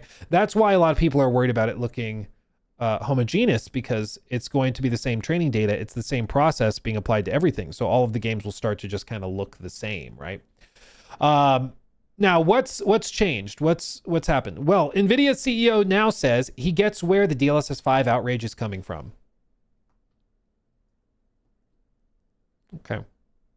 Okay, sure. I don't love AI slop myself. Bet you don't. This also, if you missed it, yesterday they confirmed that they're shutting down Sora. And if you don't know Sora was the OpenAI tool that made like all of the AI video stuff. They're shutting it down. Apparently they claim it's just because they need more compute for the other stuff they're doing. I think it also was kind of a PR nightmare, and there were threats of like copyright lawsuits and stuff. So I think it was a multifaceted thing. It was not as simple as just, we need more computers. But yeah, they're shutting it down, and at the same time they will wind down its $1 billion contract with Disney as well, which is wild. It's absolutely wild. So we might be starting to see the first couple of dominoes falling with this stuff, but now you see the shift in tone also. I don't love AI slop either. This is the point that these companies like kind of need to understand, is that when people say AI slop, it means a lot of different things, but I think more than anything, it effectively points to the effect of like these AI videos that all share the same artifacts. They all share the same vibes. They're uncanny. They are uncomfortable. It's cheap, low effort slop. You know, that's why it's called slop, is that it's cheap, it's easy, and there's a lot of it. And especially as our social media feeds have become flooded with AI slop, it's gotten really, really bad. I don't know if you guys have tried to, like, one of my guilty pleasures is watching like archaeology or like documentary videos on YouTube. It's one of my things. Like, I was doing lawn work over the weekend. I had to go and seed, and I had to replace all of the wood chips and stuff like that. And so I turn on a documentary on a pharaoh that they uncovered in the 1940s. It's actually the only fully intact tomb of a pharaoh that they ever found, because King Tut's tomb was broken into. But anyway, that's a topic for another day. But after that video ended, it auto-played into the next one. And dude, that the archaeology and like historical documentary scene, for whatever reason, is overwhelmed with AI slop videos. It's overwhelmed with these scripts that are written by ChatGPT with an AI voice, and then it's put through some AI video editor, so it's all AI generated clips as well. It's total nonsense. I think honestly it's probably because a lot of the people that are watching those videos are like 65-year-old retirees, and they can't tell the difference. That's my guess, at least, why so many people are seeing that in that particular niche. But it's like an actual problem, and that is the type of thing that gets people pissed over like getting all of their quality content flooded with super low quality crap. You know, I can immediately tell that by their voice. It's their voice, and now there's even like little bits of like the phrasing, you know, because of course you can't hear an M dash in a sentence, but you can hear like the it's not X, it's Y. AI bots do that all the time, where they're like, and so you might be thinking, is this tomb truly intact? No, it's not intact. It's pristine. It's like it's just trying too hard. It's just bad. So the fatigue with AI slop crap stuff is very omnipresent. You know, it's a big problem. If you want, by the way, if you want my recommendation for a fantastic channel for you to check out, this guy, it's like full Asperger's all the way. When I watch his videos, I'm like, I'm all in, dude. History for Granite. Okay. This is like some deep cut stuff. He literally does live streams where he sits and cases the step pyramid, meaning he takes pictures and like charts out the individual blocks to figure out how they built it. It's like actually insane. Okay, it's really cool, but he does fantastic research. So if you've ever been curious about like the pyramids or anything like that, watch his channel. Some fantastic stuff, and it is not AI slop. It's very good. Highly recommend you go watch his stuff. He's like one of my favorite YouTube channels. Anyway, that's a separate thing. What did he say exactly about all of this though? Let's see. Okay. Nope, wrong tab. A week ago, Nvidia set fire to its gaming reputation with a DLSS 5 announcement that made the new generative AI tech look like an AI slop filter. Now CEO Jensen Huang is still trying to do damage control and put out the blaze. Originally, he called angry gamers completely wrong, as we saw in that clip, for freaking out. In a new podcast interview, however, he struck a much more diplomatic tone. What he said was, quote, I think their perspective makes sense, and I can see where they're coming from because I don't love AI slop myself. He said this on the Lex Friedman podcast, by the way. You know, all of the AI generated content increasingly looks similar, and they're all beautiful. And so I'm empathetic towards what they're thinking. Okay. But the man leading NVIDIA's AI fuel transformation into a $4 trillion company also continued to push back on the idea that DLSS 5 is just a slop filter with no regard for the underlying visual framework and artistry that it's using training data to remix. He continued, that's just not what DLSS 5 is trying to do. I showed several examples of it, but DLSS 5 is a 3D conditioned, 3D guided. It's grounded, or it's ground truth structured data guided. And so the artist determined the geometry we are completely truthful to.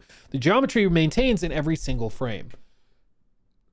The thing I've always been peeved about with this though, is like the Starfield example is very clear cut. All of like materials and textures, everything, when you change how light works, it changes what the material appears to be, how soft or shiny or wet or hard or cold it appears. Like it changes fundamentally what it looks like. So even if the geometry is the same, if you're changing how the light is handled around the eyes, around the head, you can effectively change the look of the geometry. It's the same exact thing that happens with like, have you seen those videos of girls contouring? Dude, it's like crazy. It's like actual wizardry. I don't know. Do I really want to go down this rabbit hole pulling up a video of like contouring transformation. Do I want to get this on my stuff? I don't know. I don't know if this is a good example, but like starts here and like is able to contour and change the shape of her face by highlighting and shadowing different spots so it looks completely different. You know, like it's kind of magic, okay? And so when you start messing around with light like that, that's why people said that it looked like Grace was wearing makeup when they didn't add makeup to her. It's just that the AI has been trained on data that makes like lips look fuller, that makes the eyes softly lit, things like that, which makes everybody look too sexy. I said it. DLSS makes people look too like models. They look like, you know, they're straight out of a Getty Images database because that's the data they were probably trained on, you know? And that's why like when it gets to like, you know, an actual goblin, it's like, I don't know how to handle this. It's like, I don't know what to do. I half expected them to add lipstick to the goblin. Just like, let me make him hot. Let me help. It's conditioned by the textures, the artistry of the artist, and so every single frame it enhances, but it doesn't change anything. Now the question about whether, about enhancing DLSS 5 also lets, because the system is open, you could train your own models to determine, and you could even in the future prompt it. You know, I want to be a toon shader. I want to look like this kinda. So you can give it an example and it would generate in the style of that, all consistent with the artistry, you know, the style, the intent of the artist. And so all of that is done for the artist so they can create something that is more beautiful, but still in the style they want. Even this though, he's describing like putting in a prompt. I want it cell shaded, as if that is the full extent of art direction. Like it's just, that's not how this works. You're forgetting you need two 5090s for this. Yeah, so for anybody not familiar, the current understanding is that when they show this to Digital Foundry running in real time, they had it running on one, I think they just said it was a 50 series GPU, but I would guess it's a 5090. But they had it running on a 50 series GPU, and then they had a separate GPU that was just doing the DLSS 5 upscaling. Their goal is for it to run on the same card. But to me, I'm like, that's weird. That's weird. Like I'd be confused by that. Like if that's where they're at, I would imagine the performance hit is going to be pretty heavy. He says, I think the detractors got the impression that the games are going to come out the way the games are shipped the way they do, and then we're going to post-process it. That's not what DLSS is intended to do. DLSS is integrated with the artist, and so it's about giving the artist the tool of AI, the tool of generative AI. They could decide not to use it, you know? Which, again, this has been mentioned a few times. It's pretty funny for you to announce what you say is a groundbreaking, like world-changing technology, and then to frame it as, but you don't have to use it.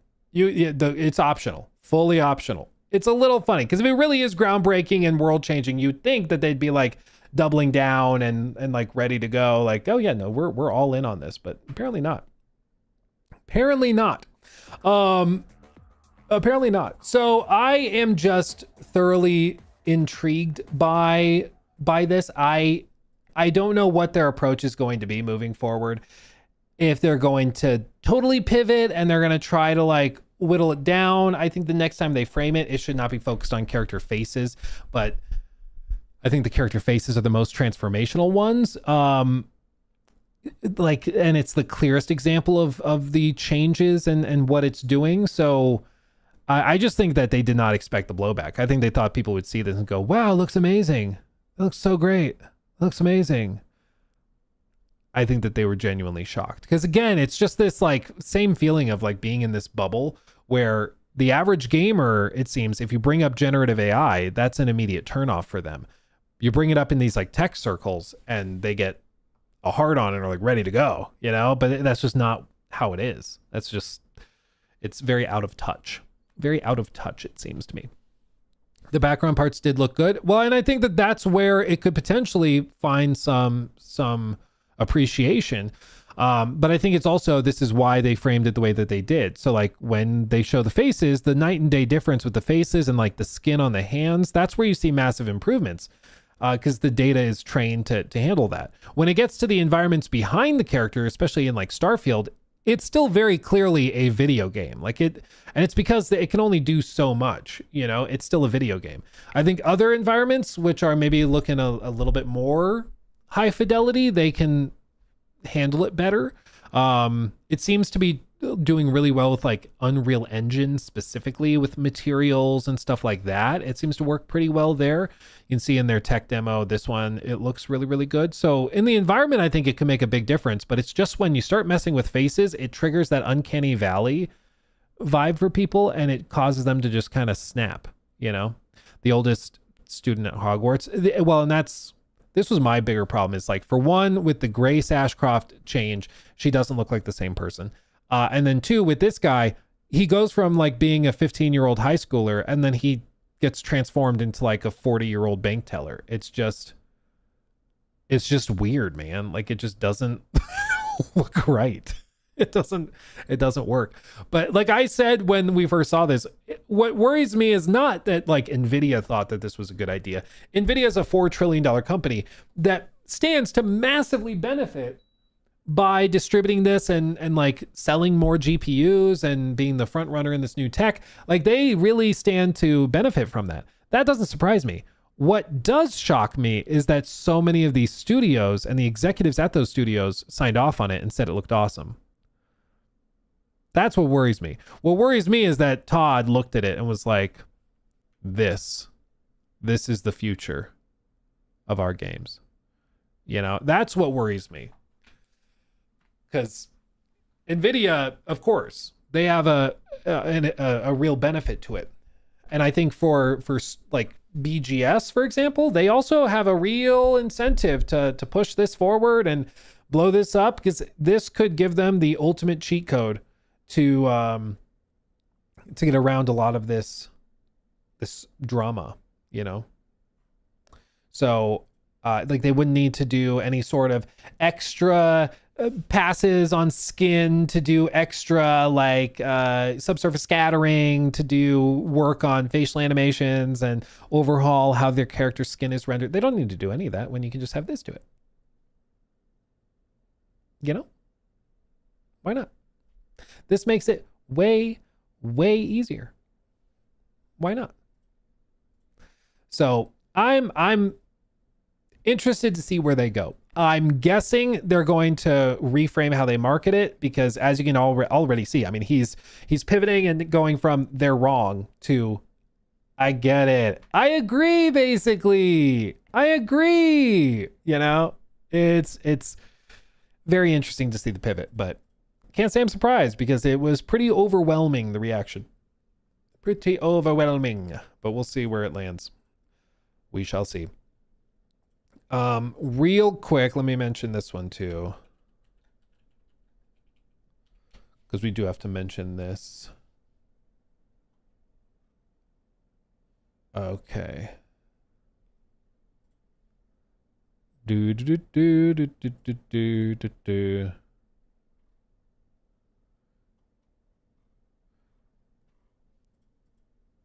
Okay. Collapse. Okay, we're going to talk about Epic, because of course we are. Real quick, had you seen the guy who created Jonesy and most of the original Fortnite characters was part of the Epic Games layoffs? They're getting rid of everyone over there. Yeah, they are. And they're saying that it's partially because of like a market down slump, but then it's also because overall spending in Fortnite is down. Then they're also saying that it's because of their like lawsuits.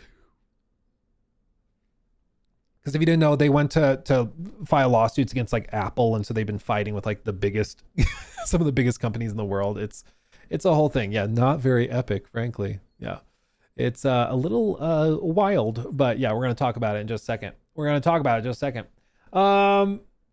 Let's see, Matthias, thank you for that membership again. Dylan, thank you for the 5. Luke, people are saying that GTA 6 news will be in April. Have you heard anything? And do you think GTA 6 will be the biggest entertainment launch this year? yes, I do think it'll be the biggest entertainment launch this year by a wide margin. And two, have I heard anything? No, not directly. It would not surprise me to see something in April, but at this point, anybody who claims to have leaks or information, I think is just lying and hoping to get lucky with an info drop. At this point, I'm guessing there's probably only 3 or 4 people in the world that know when that trailer is coming. It's probably the CEO of Take-Two, Strauss Zelnick, the heads, like 1 or maybe 2 heads of Rockstar. Maybe. They might even keep it to just one of them so they don't accidentally let it slip. And they probably have a video editor. Who knows? So that's 3 people. And that video editor is also doing game capture in demo builds of the game.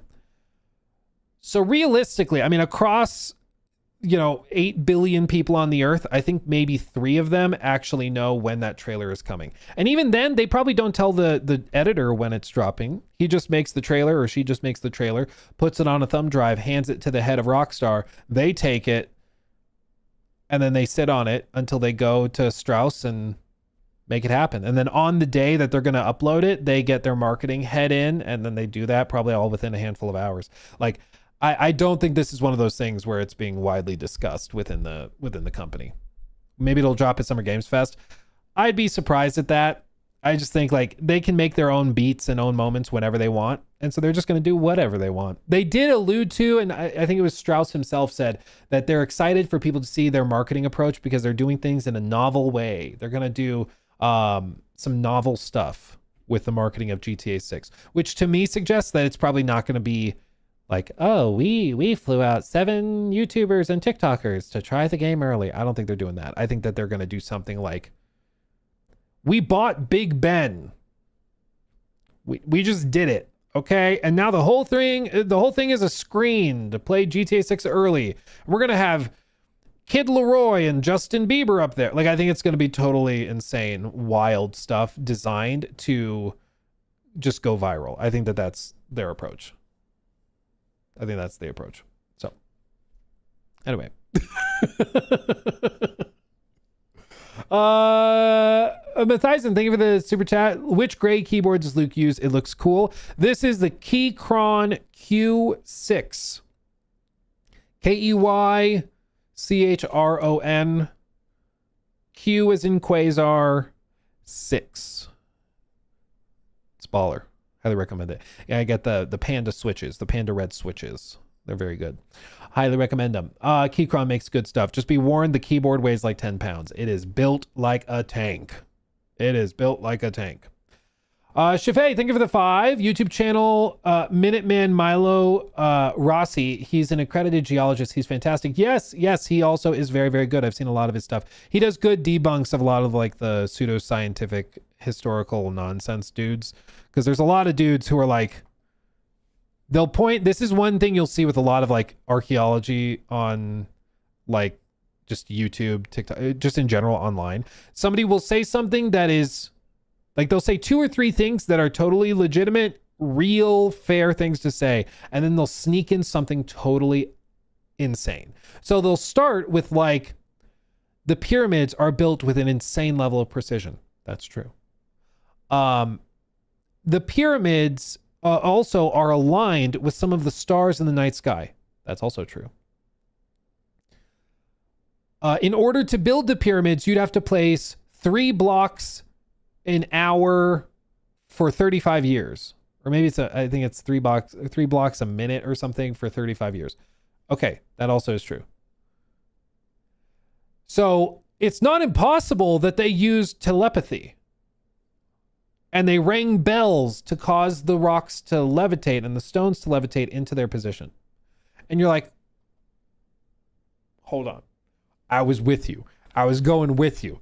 And then you brought up magic. Like, you can't just do that. You can't just go, fine, reasonable, with you, magic. Like, that's not how we do this, okay? It's like, that's just not how it works.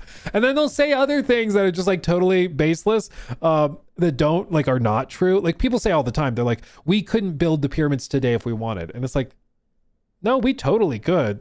We totally could. We built the Burj Khalifa, dude. We could do whatever we want. We totally could. It's just really hard to justify the expense of basically transforming your entire country's economy into building a massive pile of rocks.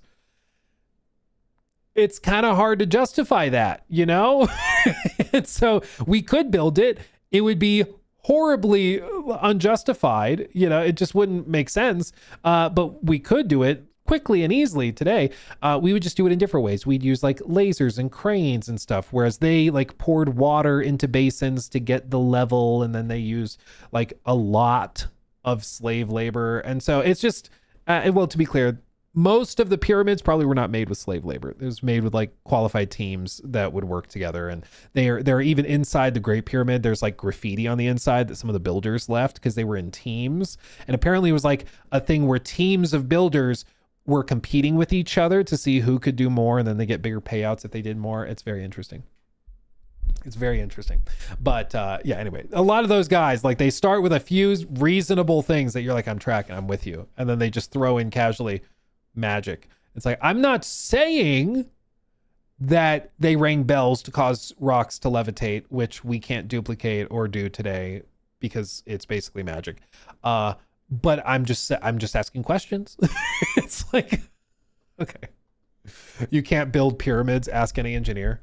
I'm gonna just let you read back what you just wrote and let you dwell on that. Doomwalker, thank you for the 5. Someone found evidence that Mojang used AI in the concept art for Minecraft Live, an event where they announced future updates. That's interesting. I hadn't seen that. I'll have to look that up. I hadn't heard that. That's interesting.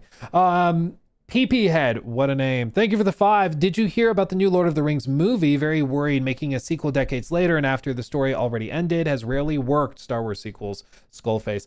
I did see that. If you guys didn't hear it either, there is apparently a brand new Loter movie. Hold on. Here it is. There's a new Lord of the Rings movie in the works. Apparently, Peter Jackson is teaming up with Stephen Colbert to create a new Lord of the Rings movie. This will be centered around the 6 chapters early in the Fellowship of the Rings that weren't developed in Peter Jackson's movies. 3's company to Fog on the Barrow Downs. This is going to be canon with Jackson's lore. Philippa Boyens is assisting developing the story. Warner Brothers is the studio at the helm, which makes sense because they own the rights. You would kind of have to work with them. So they're coming back working on it. Now, my knee-jerk reaction is like,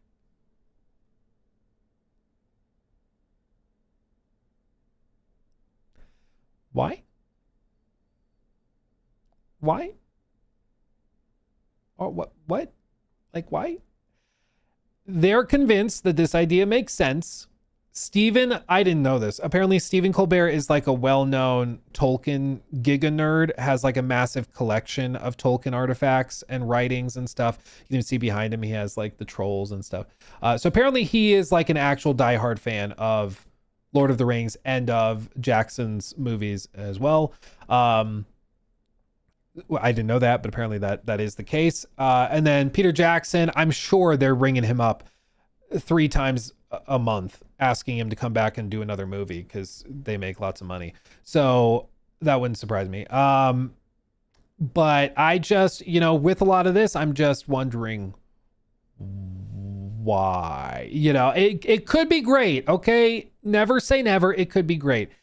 Typically, when you catch lightning in a bottle, that's what it is. I think the Hobbit movies get too much hate. They're not great, but I do think that they're a fun time. I just rewatched the Hobbit trilogy recently, and I was like, it's because I watched the originals, like the OG Lord of the Rings trilogy, and then I went forward and watched the Hobbit, and I was like, clearly, like the OGs are better, but I think the Hobbit gets too much hate personally.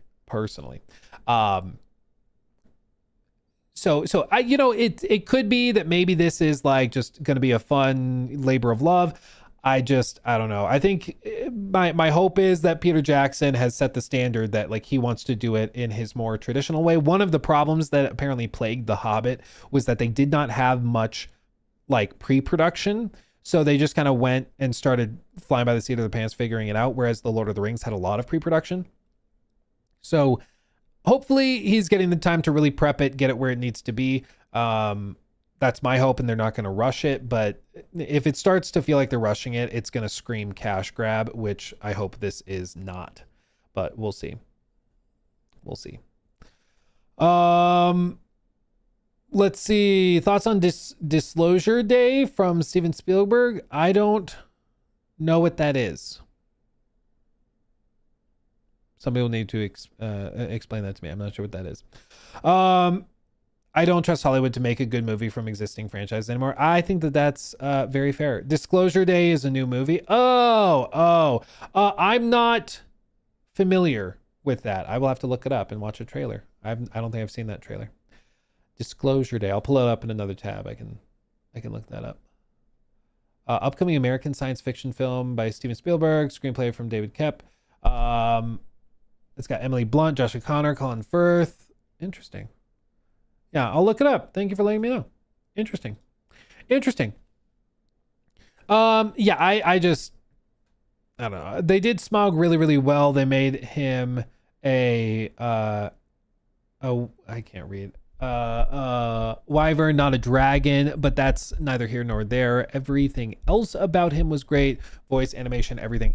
Yeah, it's just, I think you hit it out of the park. It was a 10 out of 10 for the first movies.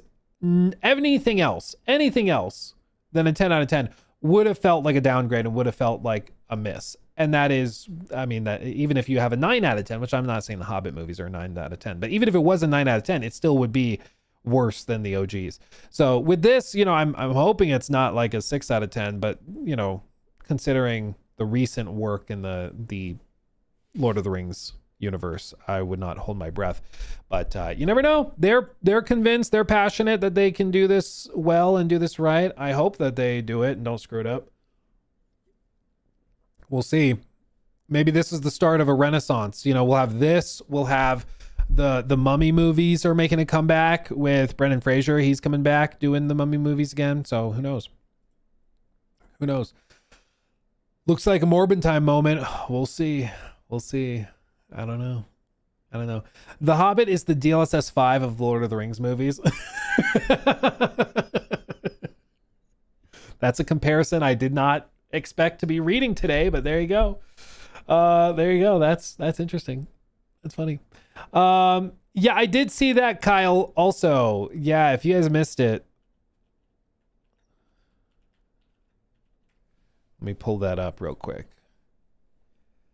Yeah, if you guys missed it. So, new mini-ish segment. Then we'll talk about Epic because I got distracted. So, Nintendo Switch 2 production has been cut 33% following weak holiday sales, claims a report from Bloomberg. This is apparently because the engagement has been lower. Total sales on software has been lower than expected.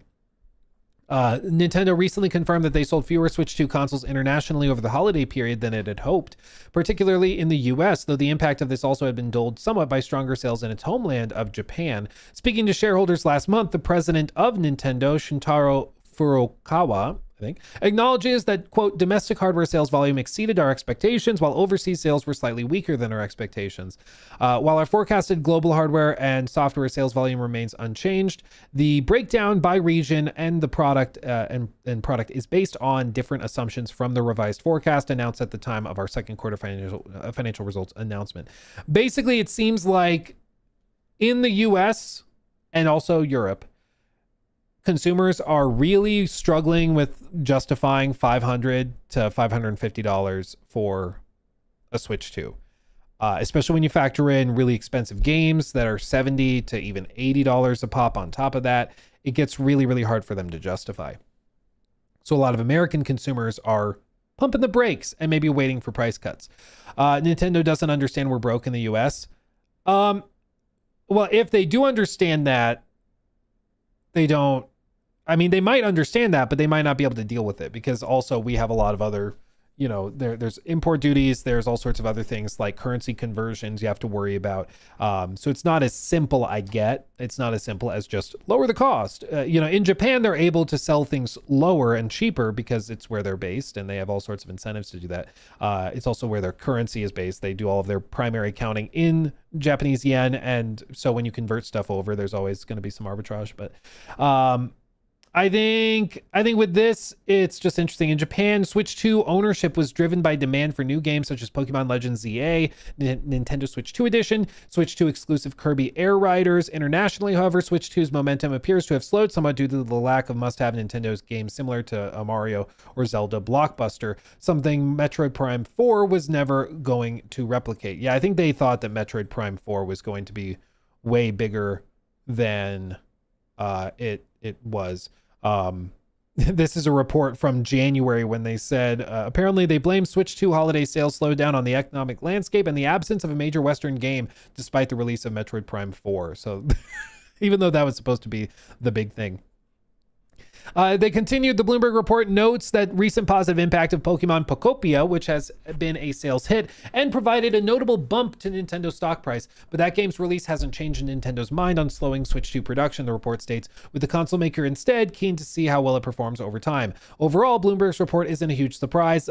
The company with more units sat in warehouses naturally needs fewer additional units to align with demand, and there's no suggestion that Nintendo will adjust its general expectation of Switch 2 units sold for the year. Still, this peek behind the curtain will likely ruffle some Nintendo feathers at a time when the company's share price is still recovering from its sky-high 2025 peak. I do think so far the Switch 2 has not had the slam dunk exclusive that they really needed. Like they had Mario Kart. It seems like Mario Kart just kind of like came and went. Donkey Kong Bonanza, they had that. But like they haven't really had the slam dunk like Mario Odyssey or Breath of the Wild level, you know, monster hit. And they should have one, you know, coming in theory. If they had like Animal Crossing, bro, I'm telling you, if Animal Crossing dropped at any point this year, I think that thing does 20 million units. I think that easily does 20 million, probably more like 30 million. Like I think people will be striving to get a little bit of that lockdown nostalgia, which I know sounds weird to be like that you can get nostalgia for a dark time. But I do think people like have elements of lockdowns that they look back on and are like, oh yeah, I do remember playing a lot of Animal Crossing. It was a vibe. Yeah, Animal Crossing plus Coronavirus 2. Yeah, there you go. No DK Bonanza slander will be tolerated. Well, I mean, I think it's good. I just don't think that that's on the level of like pulling people in as like Breath of the Wild was. People were going out buying Switches for Breath of the Wild pretty much exclusively. And I remember at the time, there were discussions of people saying, no, you should buy a Switch 2 just to play Breath of the Wild. If you only play Breath of the Wild, it's still worth the $300 cost. Nowadays, of course, it's more expensive. And this is a sentiment that I've been echoing where I think the best thing for the industry, full stop period, would be if GTA 6 launched at 60. If they did that, it would be such like an injection of energy and excitement and thankfulness in the industry. It would be really, really healthy for it. I don't think there's a world in which they do that. But if they were to do that, I think it would be really, really good for the industry. Because everybody would kind of be like, okay, we can enjoy this now. We can do that. I don't think they're going to do that. But if we saw the prices reset back down to 60, I think you would see players loosen up a lot. I think players would be much more willing to try games that they won't try now. I think a lot of the discourse over the last few years where we've heard people say like, it feels like if a game is not a 9 out of 10, it sucks. And part of that is because when you have games at 70, the standard rises. Like when you charge more for something, people expect more. This is not that complicated. Like it really is not that complicated.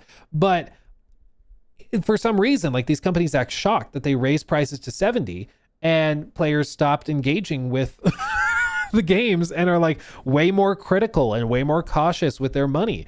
But this is what happens. And then when you also stack on the price hikes for everything else in their life, including gaming hardware, but also with like food and housing and everything, shocker, they need the game to be a bit better than good to spend $70. You know, they just do. They just do. So I think if you saw studios and publishers start to lower the price to 60, I do think you'd actually see a spike in willingness for people to check it out. KCD2 was 60? No, I think it was.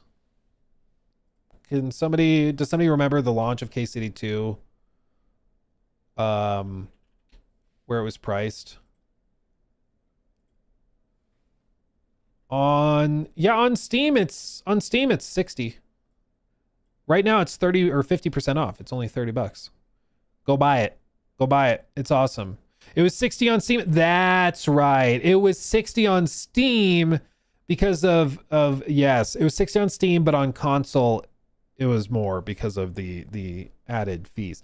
Yes, okay. I remember. That's ringing a bell. KCD2 is on Game Pass also. Seriously, guys.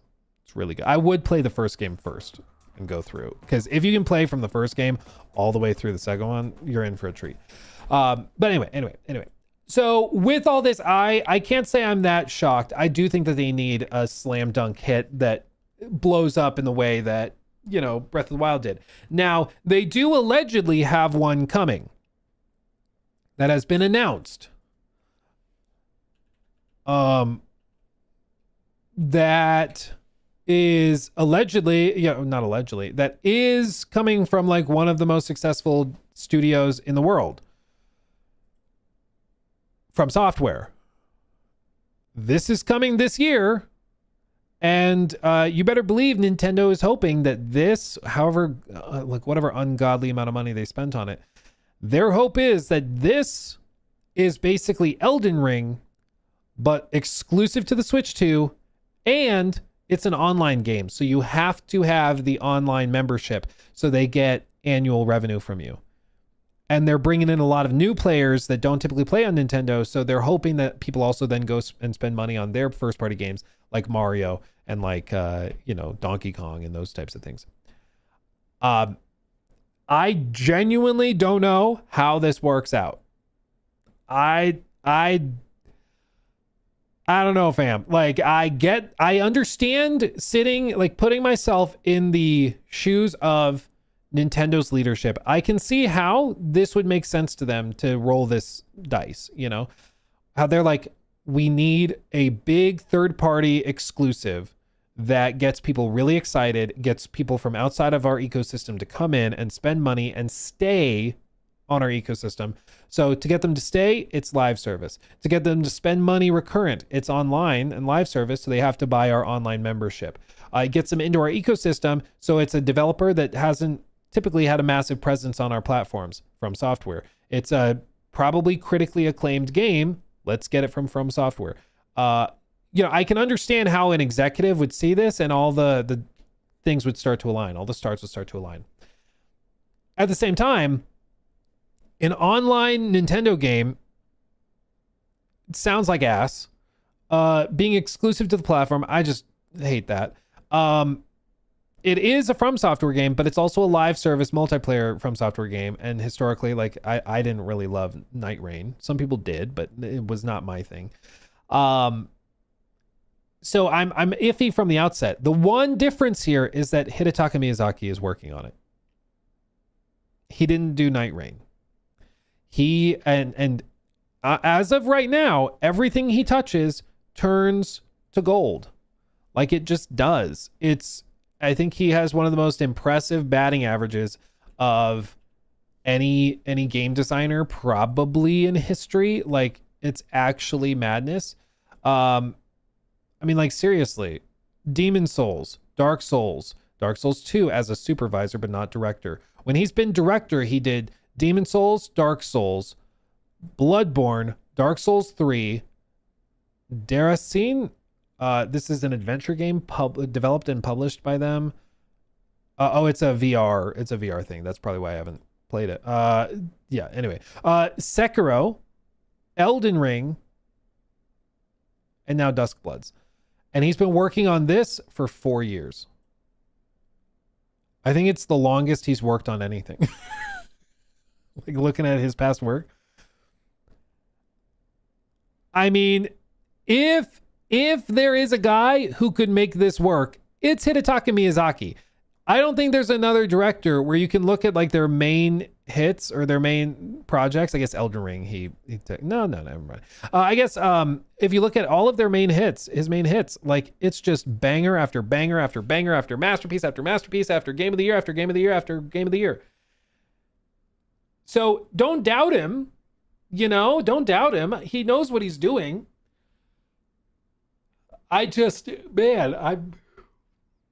Yeah, but multiplayer. Exactly. Well, that's the piece that I think a lot of people can't get over. And at the end of all this, you know, Nintendo is hoping that this can help them get over that slump and bring outside players in, which it might be able to do. But that is the question, because with this, the equation has changed since 2017 when the original Switch came out. Because now, like the base Switch is what, 550 or 500? I think it's 550. Correct me if I'm wrong. But like 550, this is probably one of Nintendo's premium games. So they're probably going to charge $80 for it, like they did for Mario Kart, because God knows how much money they paid to get it exclusive. So it's probably $80 for that. This is also probably a game you need to get a Pro controller for, because it's you know, fine controls and something. So you probably need another, I think the Pro controller is like 90. You need the Nintendo Online membership, which I believe is 30. So all of a sudden, we're starting to add up some pretty hefty sums. I mean, we're already, after just this, at what? That's gonna be 200, 250. We're at like what, 750? Like, and then when you factor in other games, like you'd want to tack on an Animal Crossing.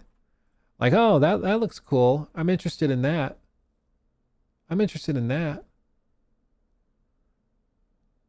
You know?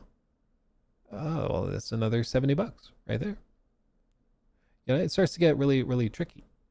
Price changes. Nintendo is making digital games cheaper than physical games now. Well, yeah, they want you to be on the online store. They don't want you to be buying it physically, because if you buy it on the online store, then there's no like upfront distribution cost. You know, there's a lot more money to be made. So one of you said it's $450 for Switch 2. Hold on. Switch 2 shopping. The Mario World Bundle is $560 from Amazon. Why is it $600 at Best Buy? Why are the prices so different? Hold on, let me just pull up Best Buy, which is like standard retailer.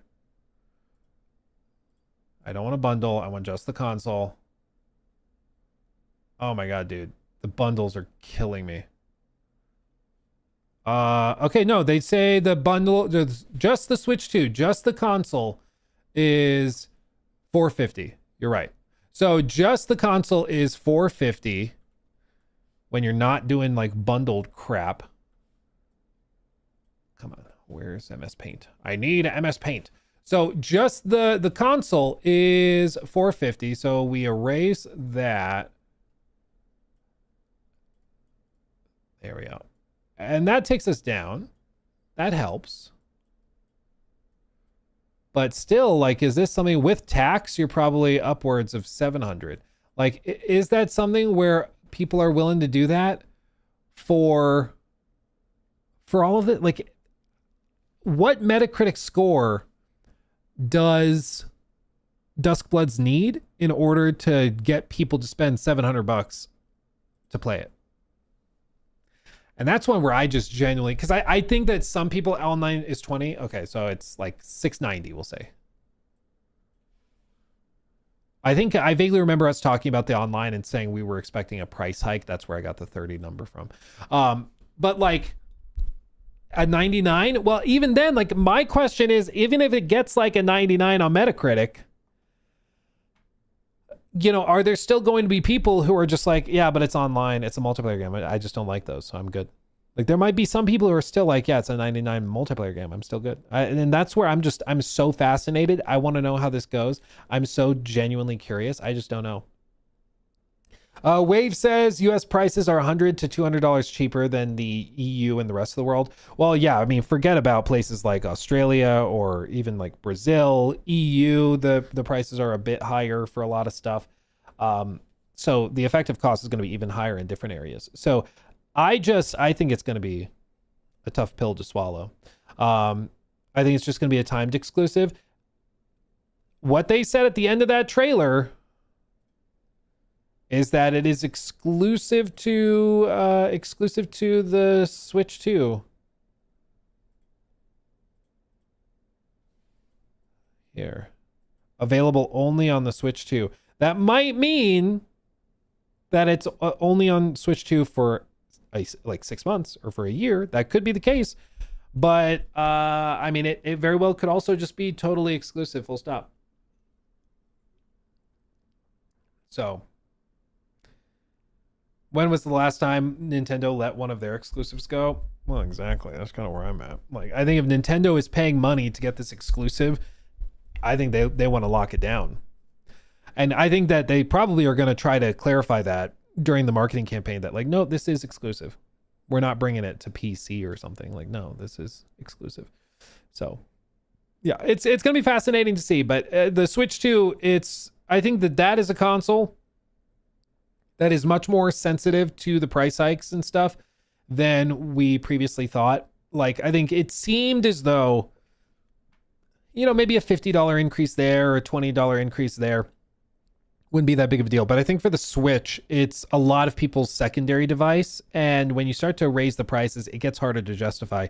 And the other element of this, which is just totally different from like 2017, we now have a flood of gaming PC handhelds, for example, that are phenomenal. I've told you guys about my Legion Go 2. I freaking love it. It is a super, super high-end version of PC gaming handhelds. But on the other hand, you have things like the Steam Deck, which is a phenomenal device and is fantastic.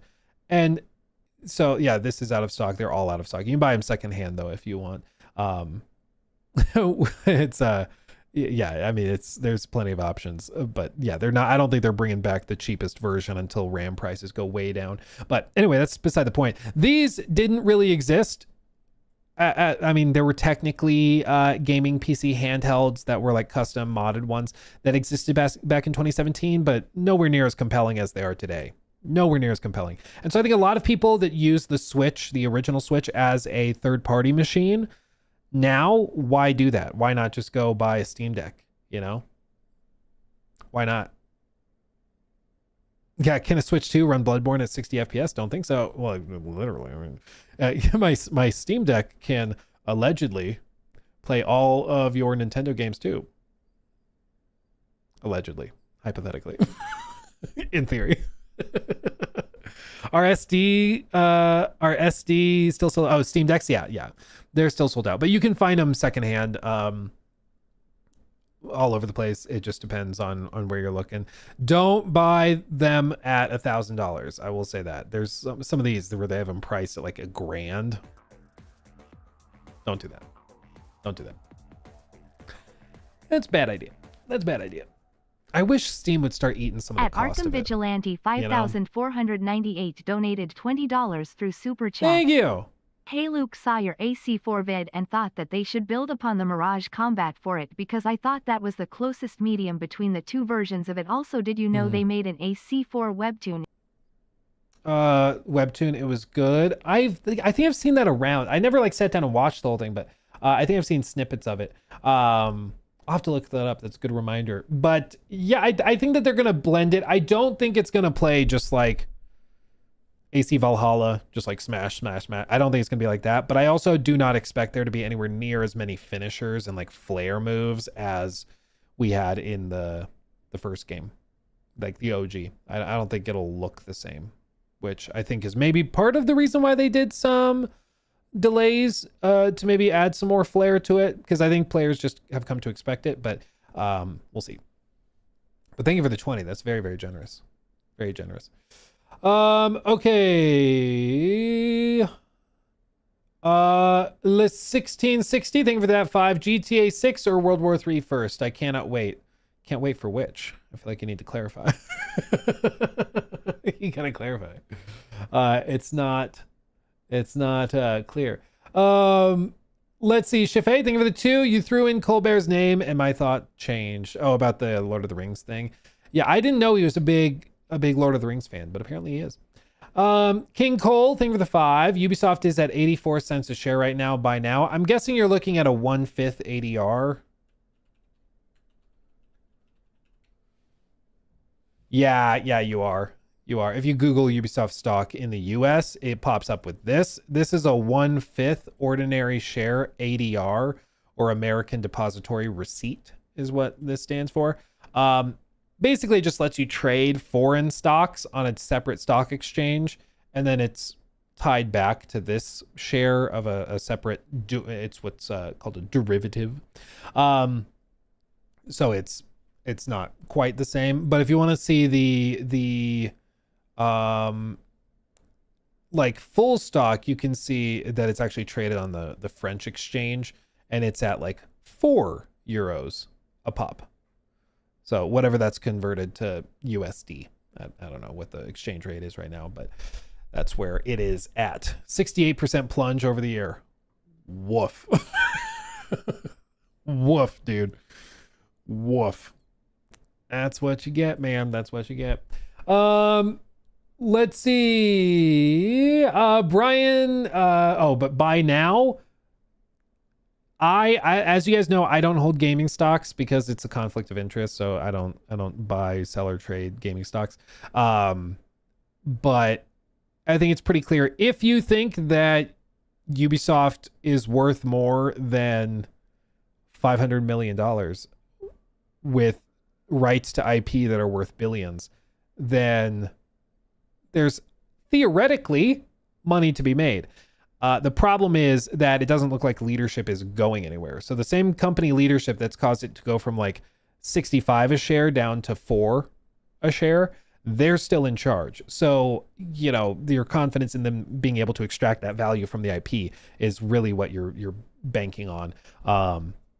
But yeah, as of right now, I would be hesitant to touch anything like that. I'd be hesitant to touch anything like Ubisoft with a 10-foot pole.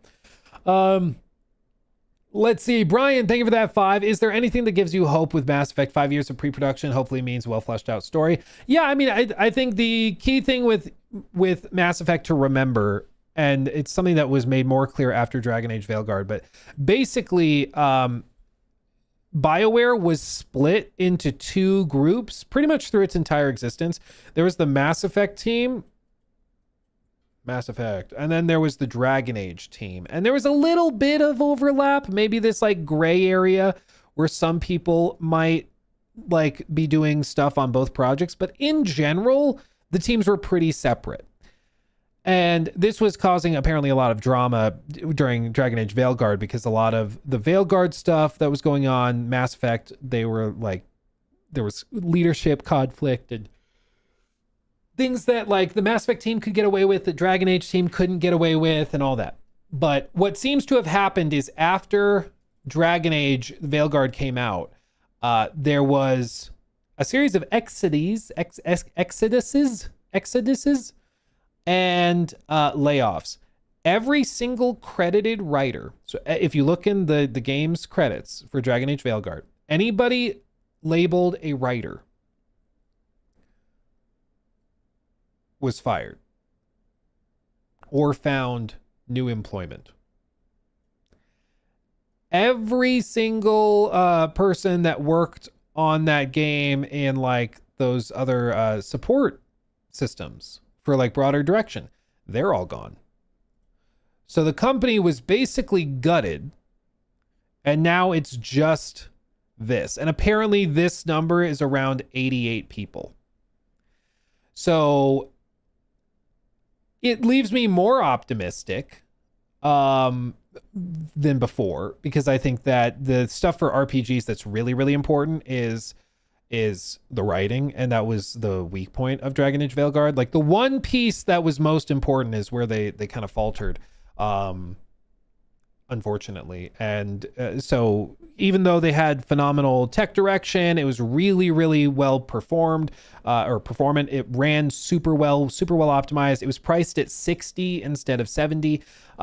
It had a lot of things going for it, but the most important thing for an RPG like that is the writing. And the writing was just bad, especially later in the game when it's like, the world is ending. Let's sit around and have some tea. It's just like, what are we doing, fam? Like, what are we doing? I was never interested in like the culture war debates over the game, because I think that it just was not, it was not even that high on the list of problems for the game. Like the game just, if you're playing an RPG where there's like romance, it just sucks to go through all of these quest lines, get to the end of that quest line, and then it's like, oh, time for the romance. And I'm not joking, sit down and have coffee. Like, who thought that was a good idea? Who thought that would be satisfying? Like, why? What are we doing? How am I supposed to take this story seriously when like the dragon is killing the city and they're like, we need to bond together and build our friendship? No, we don't. He just ate a lady. We need to fight him. Well, we got to build our relationship together. That will help us grow stronger. What are we doing? Yeah, Baldur's Gate really did it like the polar opposite way. It was pretty funny. Talk about just like polar opposite approach. Polar opposite. But anyway, as for Mass Effect, I'm more optimistic for it, but of course, BioWare is a company that has put out 3 back-to-back pretty rough games in the form of Andromeda, Anthem, and Dragon Age Veilguard. And so like their batting average is not great. So I would go in with skepticism, but it is a separate team, which we'll see. One word, bear. Exactly. PP Head, yes, again, the Mass Effect stuff, yeah, or the Lord of the Rings stuff looks baller. Or could be baller. Could also be a total dumpster fire. We'll see. Okay, I read those. Okay, fun fact, RE4 started as a GameCube exclusive. Yes, and Resident Evil 9 Requiem started as a multiplayer game. Sure did. Then they pivoted off because, quote, they remembered no one would want it. Which is pretty funny. Don't sleep on the power of friendship. Y'all seen the animes? Yeah, I guess I missed the memo, I guess. It was just, it was one of those games where I was just like, guys, I think that you needed people in the studio who said no and like raised the stakes. It was giving me strong energy of like, there was no pushback at any point from people being like, I think we need to like go a little darker. I think we need to have some of that. There was just none of that. It was all just like, keep it fun, keep it silly. And that the problem is that's just not what players wanted out of it, you know? Matthew, thank you for that. Hey, Luke, give us a quick ranking in order from best to worst, even though they are all great. Crimson Desert, Witcher 3, K-City 2, Elden Ring, Baldur's Gate 3. Oh my God, that's tough. Oh my God. I think for me, it would probably be knee-jerk reaction, because the more I think about this, the more my ratings might change. Knee-jerk reaction would be like Baldur's Gate 3 at the top.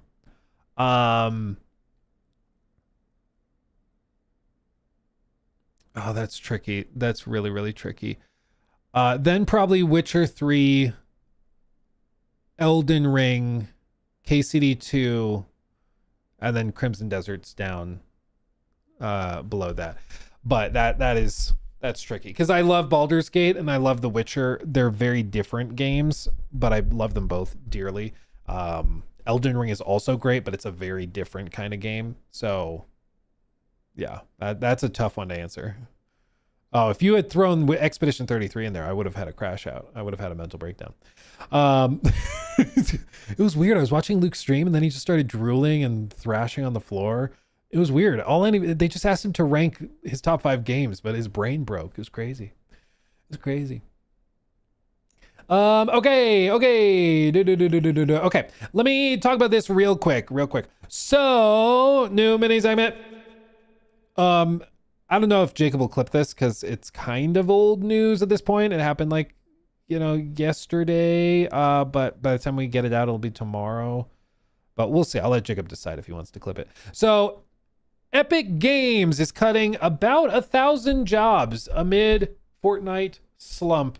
Tim Sweeney, the CEO, said market conditions are the most extreme in years. Basically, they are shutting off power to a number of game modes. I believe it's 3 within the platform. They have like a sort of Rocket League spin-off.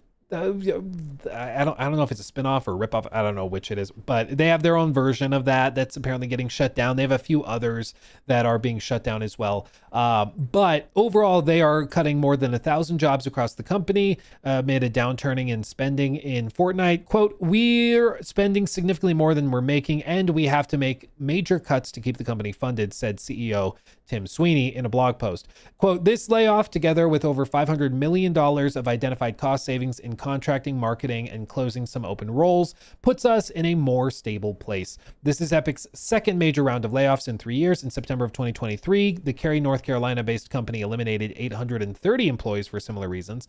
Fortnite, one of the most popular games in the market since it burst onto the scene in 2017, has recently struggled to deliver consistent Fortnite magic." As he wrote, "Market conditions today are the most extreme we've ever seen, or we've seen since those early days." He mentioned a few different reasons for this: rising competition, weaker consumer spending, and slower console sales. The industry has shed tens of thousands of jobs over the last 3 years, as we all know too well. And they're trying to find ways to figure out what the future looks like for Fortnite. As you can see here, Fortnite still ranks among players' favorite games, topping the charts for monthly active users across PlayStation and Xbox consoles in the US in February, according to Matt Piscatella, an analyst for Circana. But average engagement time has fallen, Piscatella noted. And they wrote on LinkedIn that the average PlayStation player spent 16 hours on Fortnite last month, a drop from 21 hours. Is that really true? The average PlayStation player, or is this PlayStation Fortnite player? It's got to be average PlayStation Fortnite player, not just the average PlayStation player. It must be. A drop from 21 hours a year before. Xbox players average 15 hours compared with 19 hours the year before.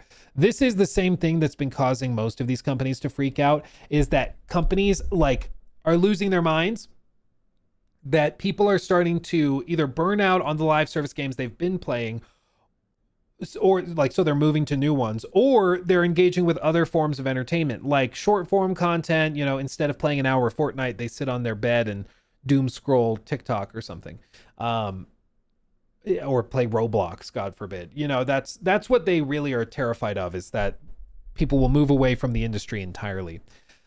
Of course, also, Sweeney has spent the last several years clashing with Apple and Alphabet's Google over fees required for in-app purchases in their mobile app stores. During years of antitrust battles, Fortnite wasn't available on those stores. The company said it's now only in the early stages of returning to mobile and optimizing Fortnite for the world's billions of smartphones. And in confronting the tech giants, Epic has taken a lot of bullets in battle, which is only in the early days of paying off for ourselves and all developers. Long story short, they filed a bunch of lawsuits against Android and Apple's iOS app store, and specifically were saying that it's anti-competitive for them to take 30% cuts of in-game spending. It's just unfair. And the way they tried to get away from that was by basically linking people outside to a website, and people could buy V-Bucks through the website, so they wouldn't have to pay Apple 30%.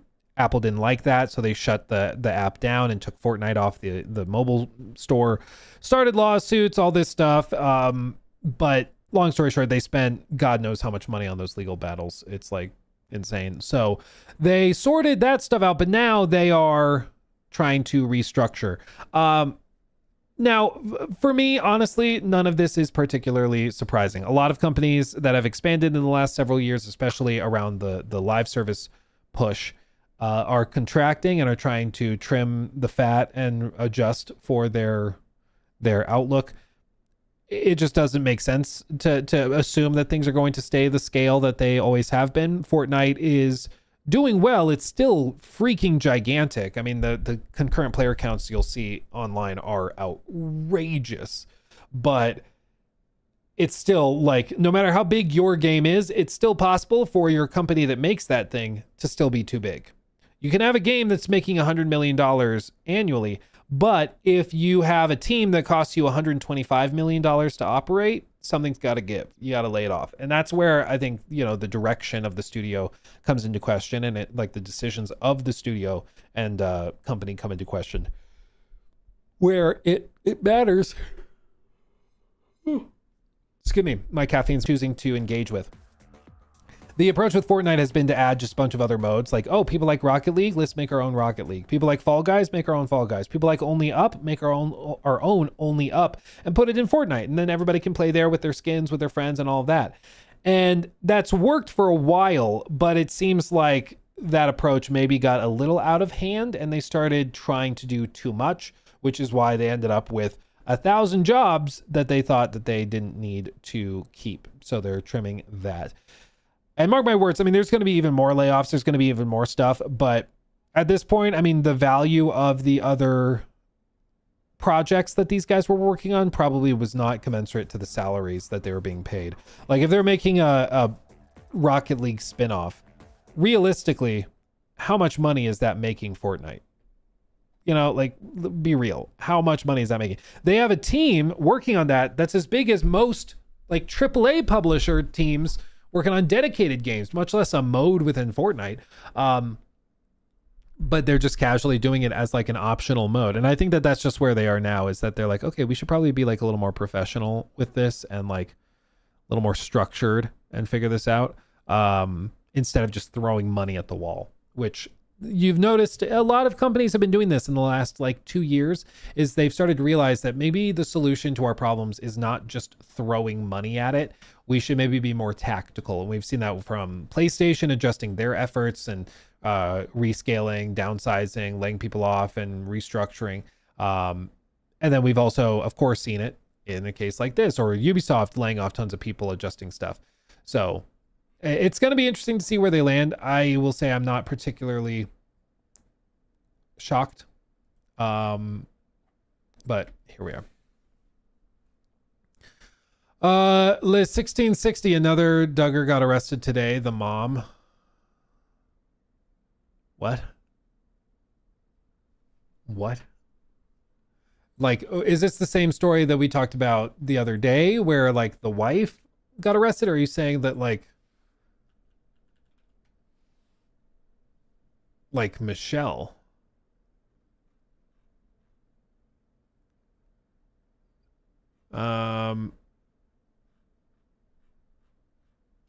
I just Googled it. It looks like it's the wife. It looks like we're still talking about the wife. Okay. So I was like, that's insane if that's the case. That's wild. Anyway. Did you see the new Harry Potter trailer? Not yet. I saw people mentioning it. I didn't see that it went up before, or maybe it went up while we were streaming. I'm not sure. But I have not seen any trailer for Harry Potter yet. I'll have to look it up.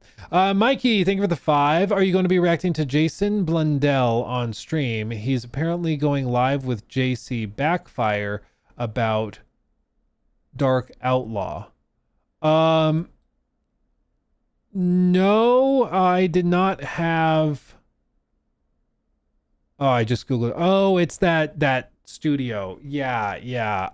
I didn't have anything scheduled just yet, but I did see that PlayStation shutting down that studio, which again, that's another example of it. Excuse me. This is what I get for skipping coffee.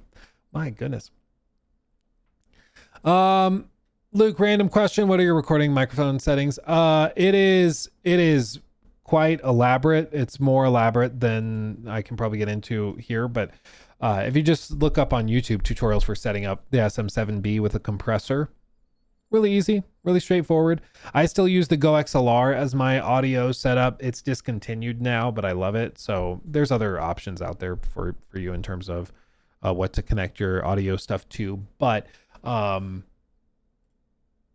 yeah, it's pretty straightforward to set it up. Pretty straightforward. Okay.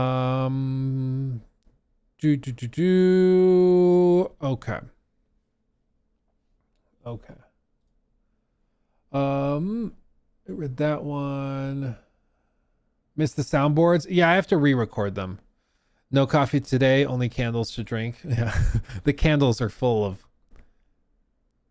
other stuff.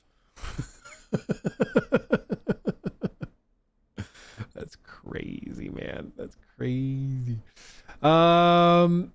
Let's see.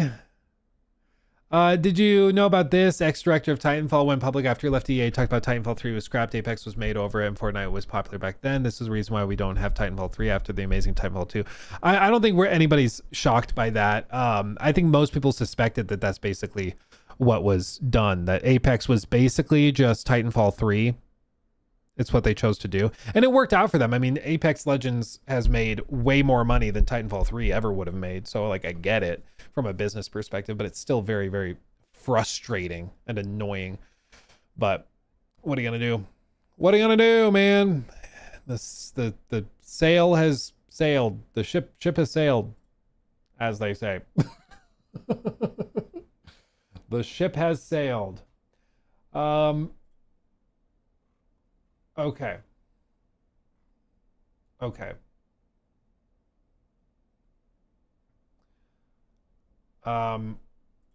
Little piece of Hideo Kojima lore that you didn't want to know. Hideo Kojima says he has an extremely sensitive sense of smell. Quote, my sense of smell is much more sensitive than most people's. I have never been formally diagnosed with hyperosmia by a doctor, but sometimes smells can make me feel sick. When I ride the company elevator, I can sometimes tell who was in there previously just by the scent left behind by the person riding before. I don't even like aromas, so my motivation for wearing perfume isn't about fashion. It's to protect myself from other smells. That's why I try to avoid wearing perfumes with high fragrance concentrations. I also carry a portable atomizer with me. It's so that I am always able to have my own scent, even when I'm out and about or on a business trip.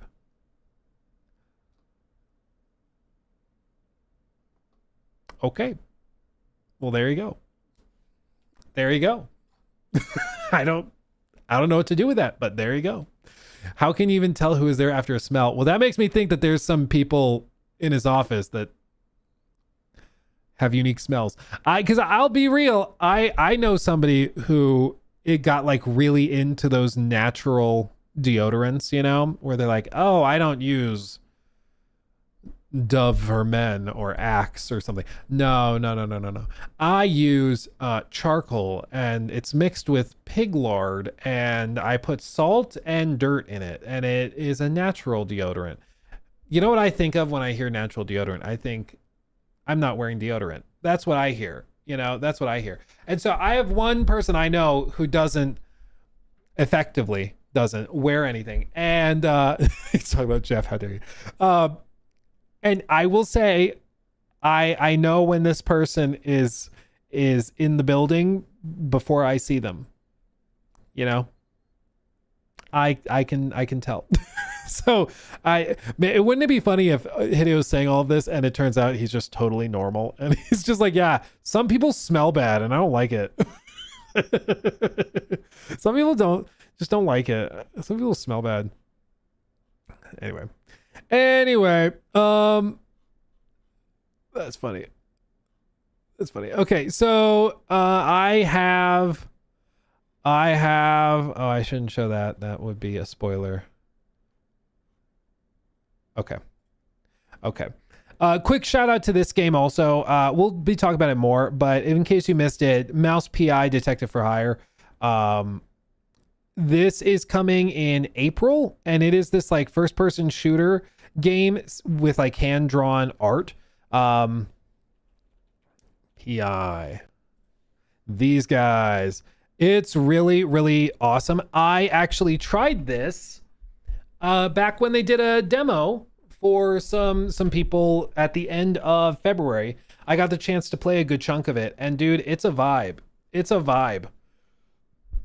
Like really, really solid, really inventive and creative and just wacky. And apparently they have something like over 50,000 hand-drawn frames of animation for it. It's like actually crazy. It's really cool. So this is one that we're going to be checking out more and following up on, just so you are aware, but it's kind of a love letter to those old animated cartoons, and it's just really clever, really creative. So I'm excited to try that. Are you Harry Potter, Luke? You sure seem like him. Can't say I'm not. Can't say I'm not. Doom? Yeah, Doom, but cute. Yeah. Okay, fam. So with that, did I see the new Harry Potter trailer? No, not yet. Not yet. Because if I watch it, I will be copyright struck. Dude, just watching the trailer for Hogwarts Legacy was getting us copyright struck because of the music. It's crazy. It's crazy. But anyway, I'm going to call it there, fam. I will be back on Friday, rocking and rolling. You guys are awesome. I love you all dearly. I should have a good amount of stuff for us to talk about on Friday. It should be good. Make sure to have a wonderful rest of your Wednesday, and I will see you in the next one. Go watch the Harry Potter trailer, and we'll go from there, okay? Much love, everybody. See you soon. Hugs and kisses. Bye-bye. Mwah.